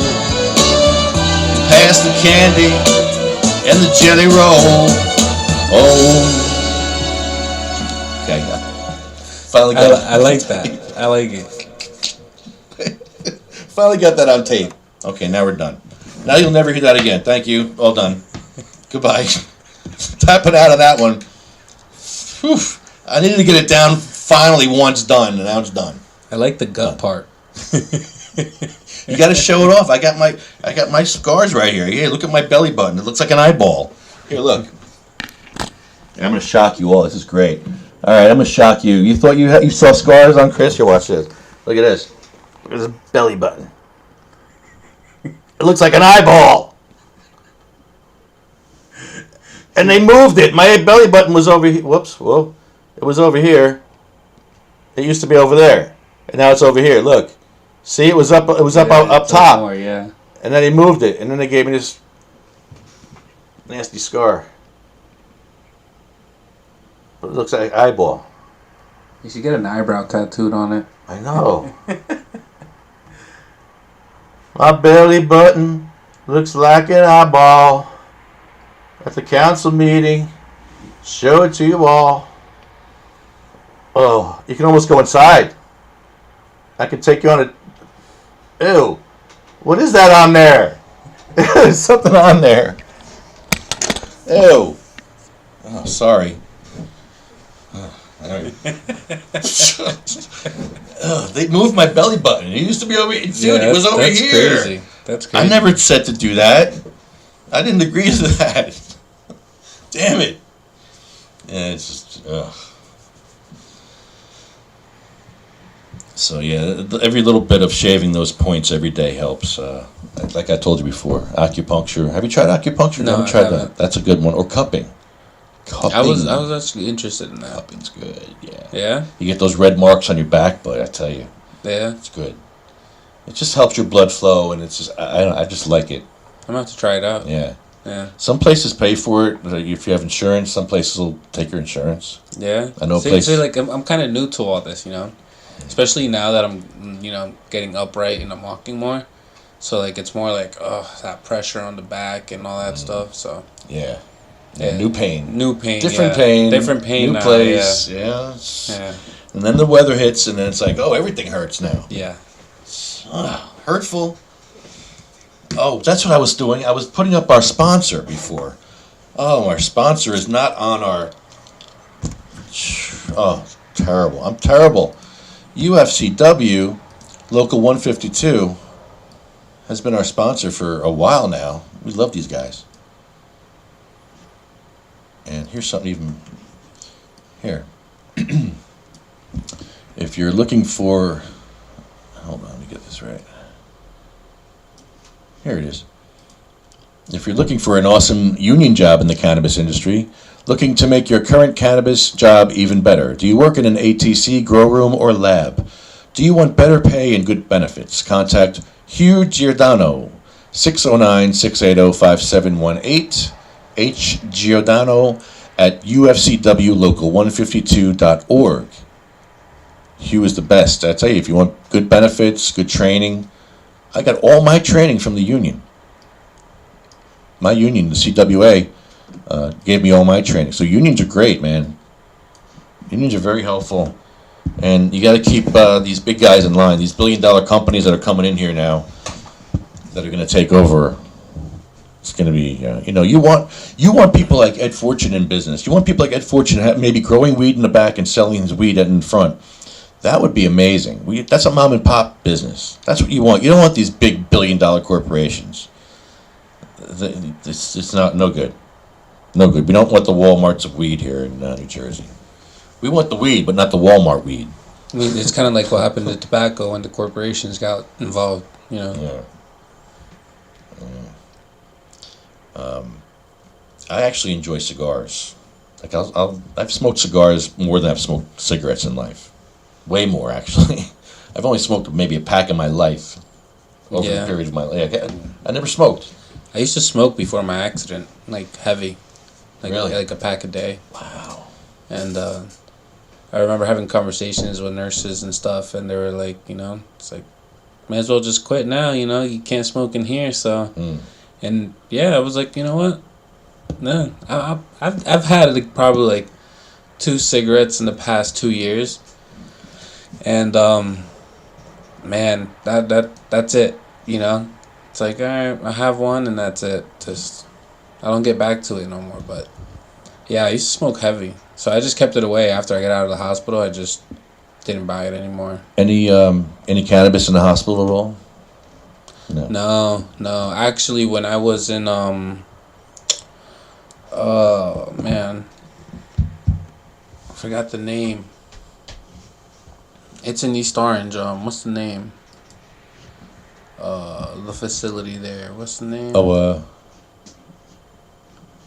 Cannabis facility? No. Like a rehab facility there. Oh, East Orange? Yeah, it's by the Turtleback Zoo. Oh, I forgot the name. It's not far from here. Well, I was there, and there was a doctor there. And I told him I wanted to get in the program, but again, since I was in that facility, couldn't get it. And also, they kept it from you. Yeah, but he openly admitted it. He's like, I think a lot of, not only you, but a lot of patients that I see in this building would benefit from it. But unfortunately, But he blocked you. Yeah. He wouldn't let you get your card. Yeah, he couldn't. Like, it's just like, I guess it was like the facility. He was the doctor. Policy. Well, yeah, he was the doctor. And you couldn't go to another doctor. You couldn't leave. But he admitted it that he, that I would most likely benefit from it, and and that was powerful to me. That meant a lot, because he, even though he wasn't, like, he didn't have to tell me that he believed in it, even though like his job, kind of doesn't want it or whatever the case may be. He actually, like, he kind of went against it. He was like, against them, and said, yes, you would benefit from it instead of what you're taking now. So that hit me, and actually, I think that impacted a lot of what my mom's views were on it. Having a doctor straight out and say, look, I think your son would benefit from it, and I think he would see a lot of progress.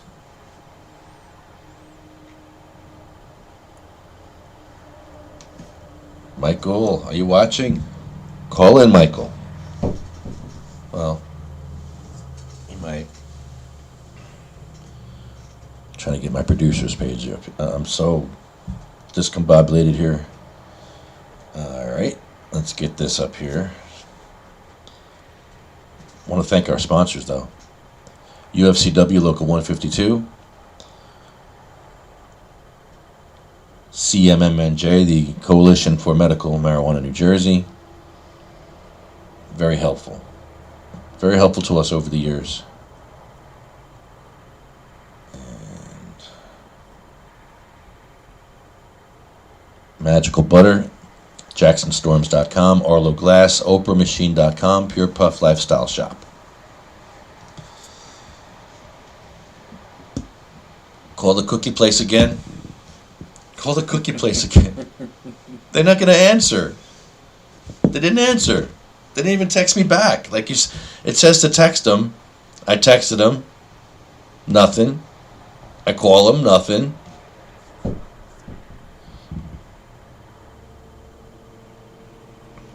Sean, what are these jokes?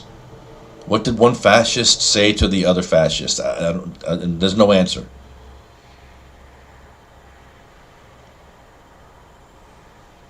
There's no joke. There's no answer to that. Fascists don't talk to each other. They fight it out. I don't know. The fascists fight. What do they do? I don't know what that means. I don't know. I talked to a captain from Verona. He's helping me with the sign issue in Bayonne.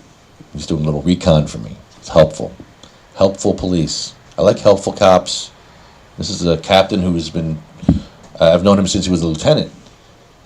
I guess he just became captain like last year or so. And congratulations. I can't tell. I don't want to say who he is because I want to get him on the show to talk. But I don't know if he could talk. He probably could talk now since it's legal in Jersey. The cops have crazy rules where they can't talk. They can't advocate for something that's illegal. So it may be legal in Jersey, but it's not federally legal. So the cops still can't talk. Like their rights, the cops' rights are being denied for their First Amendment. 2/3 of the cops that I've seen want cannabis legal. 2/3, just same as everyone else. I've talked to hundreds of cops over the past years doing this. 2/3 of them. So many come up to me on the side and they're like, off the record. Yeah, I can't wait. Always off the record. It has to be off the record, man. They're like, is your camera off? I'm like, yeah, it's off. Like, you sure the camera's? I'm like, yeah, dude, the camera's off. I'm not going to do that. Just give me information. All right, cool. It's information that I will use someday, and that's exactly the number you got from the vote. 2/3 cops that I've talked to. I mean, think about it, I'm sure there is cops that voted for it. Yeah, a lot of cops did vote for it. 2/3 of the cops voted for it. Sean, you're funny. No, I don't know. I like when I make people explain their jokes. Because then you say your punchline. You're like, get it? I'm like, no. Get it? No, Sean, I don't get it. Hello, Sean. That's what he says to me. No, I love you, Sean. You're the best. He's another Jesus freak like me. He's a Jesus binge on a Jesus binge, right, Sean? Yeah, man, I love going to church lately. I just love it. I like the music. I like everything about it. It's great. It's a good, nice, positive thing that I go to. I hear positive messages for an hour or two. I haven't gone to church in a long time, very long time. But when I went, it was powerful. Like definitely something like you feel it inside or something. You feel something.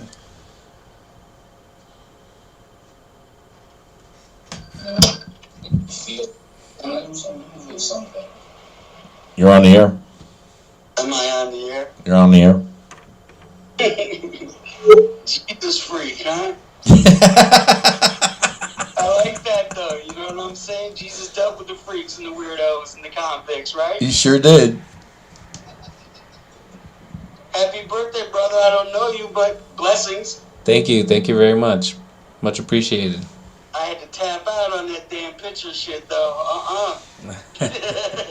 Yeah. That looked painful, man. That looked painful. But you know what? I like what you said when you said that somebody told you that they threw a pillow down for you, right? Yeah, my mother said somebody laid that pillow down for me. Yeah, that's real talk, man. That kind of shit happens because how do you explain 50 feet? You know what I mean? Yeah, you don't. And the thing that I pointed out to Lefty was I didn't have my seatbelt on. And I think if I did have my seatbelt on and I stayed in the place that I was, I had that where the roof collapsed is like literally right above my head.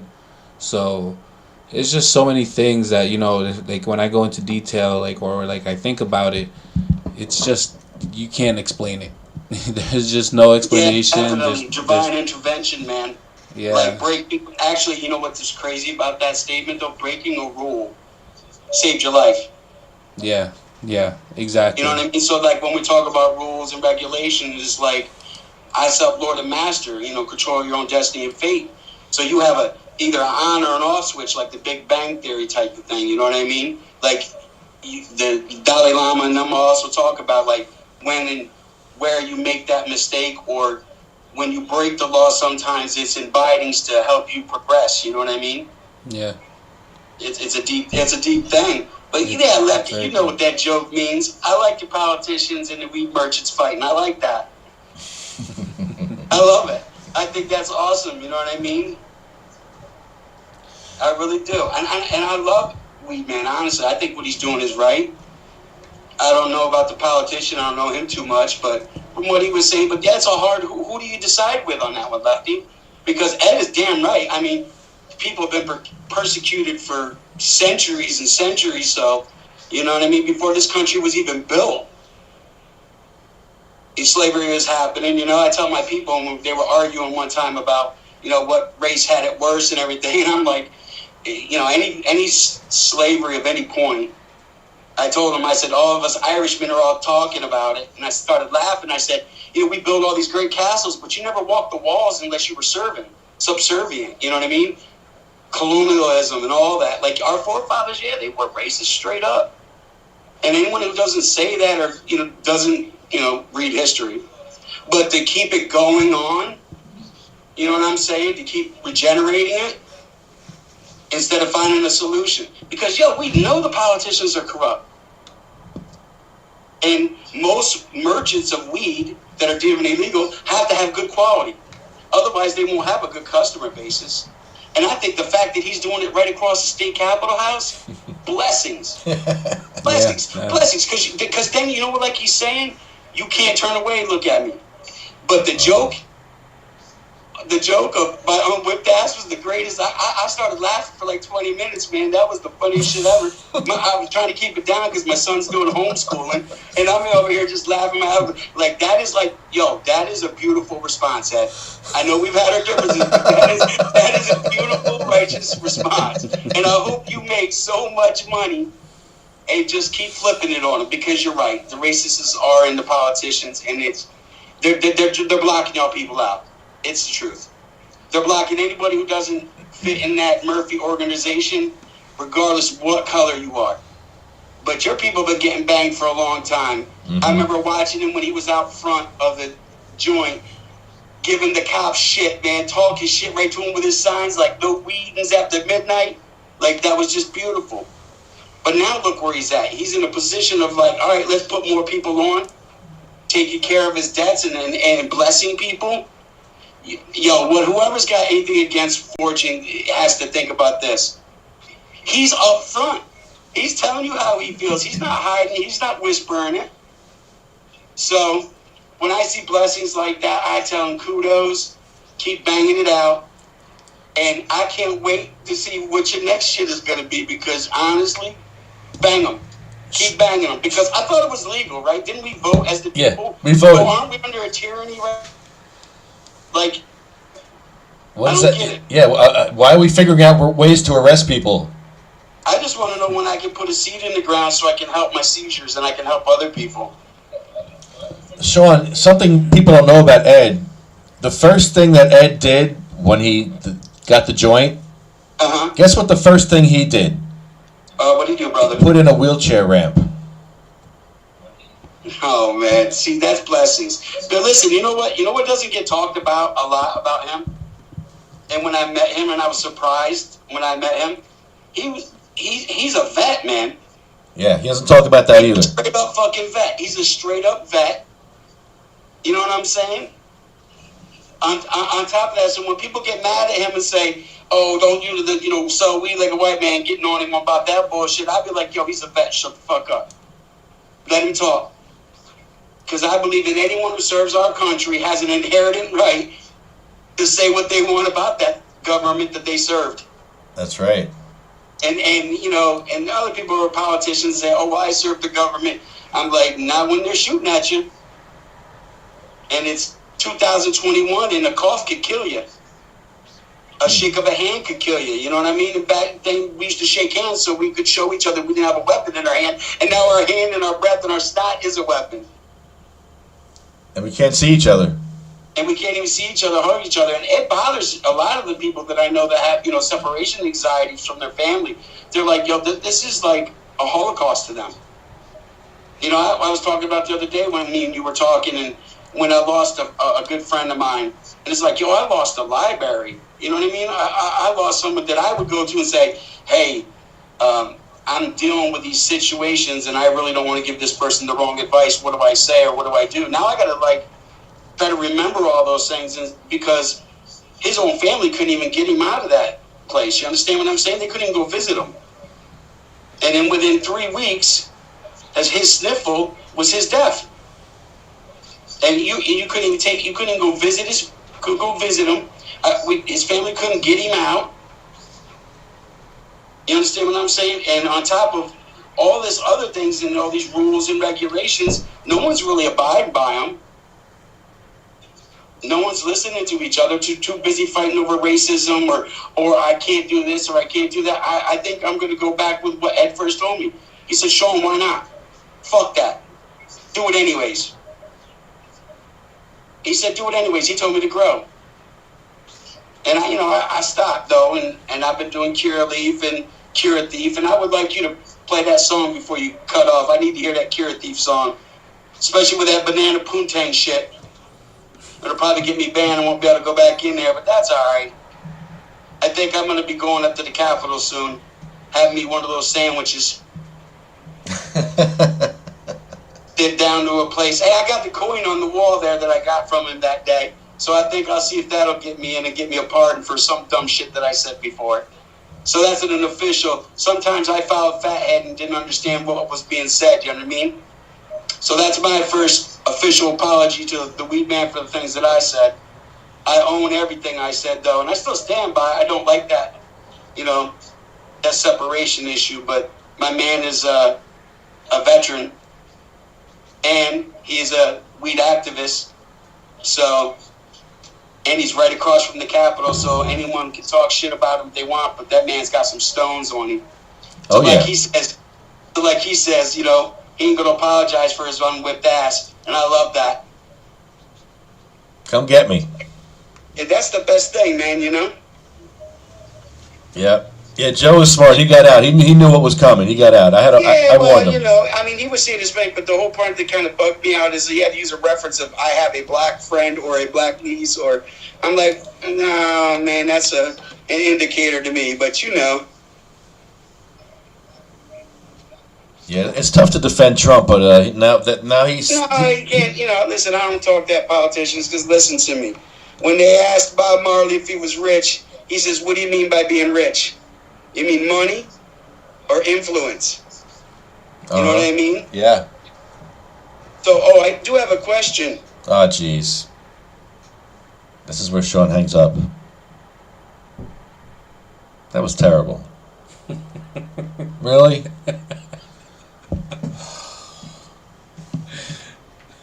That was all. It wasn't even funny. It wasn't even a good... It was just terrible. That was awful. A for effort, though. Oh. It was funny. To me, it was funny.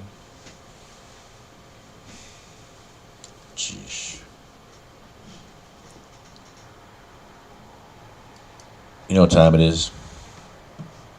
You know who this is? That's right, Cheryl Miller.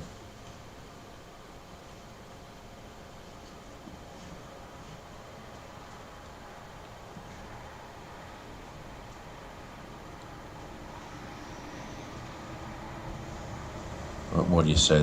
This woman suffered, and she fought till the end. Fought till the very end.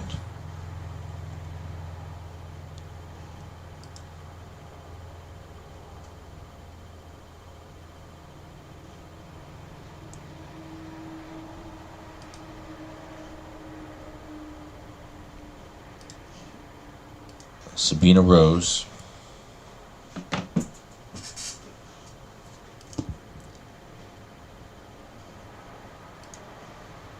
Diane,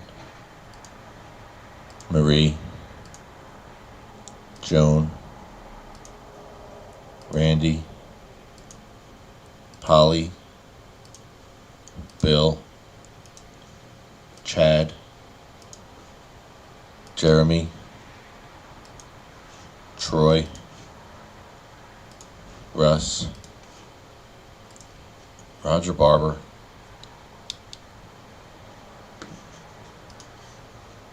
Jay, Ella, Hattie was my gangster grandma. You can see her here, all gangstered out. Look at that. Look at that. That's badass right there. I love that picture. That's a good one. And this is after I got her stoned for the first time. I believe it was. I believe I was getting her stoned at this time, and yeah, she was. I was giving her air in the volcano bags, so I would fill it up at home, and I would drive to Spotswood where she was, and I would go down there and give her the bag. And I'm like, Grandma, we're testing your breathing today. Breathe in, and she'd breathe in, and she'd get super high. So after a while, when I would come over, she'd be like, "Are we going to test my breathing today, Edward?" Like, "Yes, Graham, here you go. You're testing your breathing." She knew. She knew what was up. And she enjoyed those days where she had less pain, and she felt better. Better quality of life without taking pharmaceuticals. Little Jake, he told the doctor, "I want to walk into that room, and I want you to fix me." And he walked into that room. He didn't take a bed, he didn't take a wheelchair, he walked and climbed up on that table and said, "Fix me." And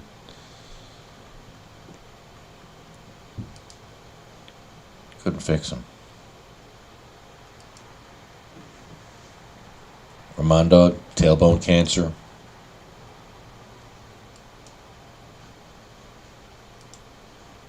Lynn. Sean. Joyce. Lori. Brian. Thorne. Terry. Charlotte, did your phone just hit the floor again? No. Okay, good. Oh my God. Cher. Brennan. Jaybird Brennan. Michael Dillon. Marley Sheen.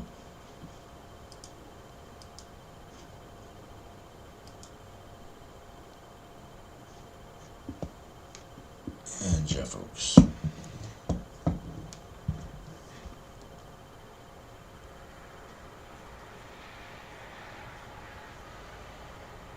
We got a council meeting tomorrow in Garfield. So come check it out. It'll be an easy one. Well, we don't know. Who knows? We didn't get to speak last time, which is weird.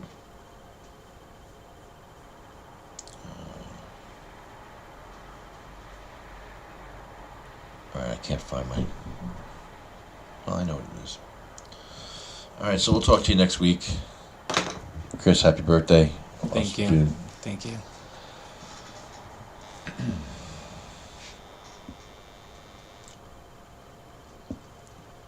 They went with songs to the battle.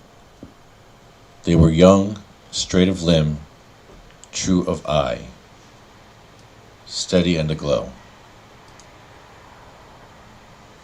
They were staunch to the end against odds uncounted. They fell with their faces to the foe. They shall grow not old.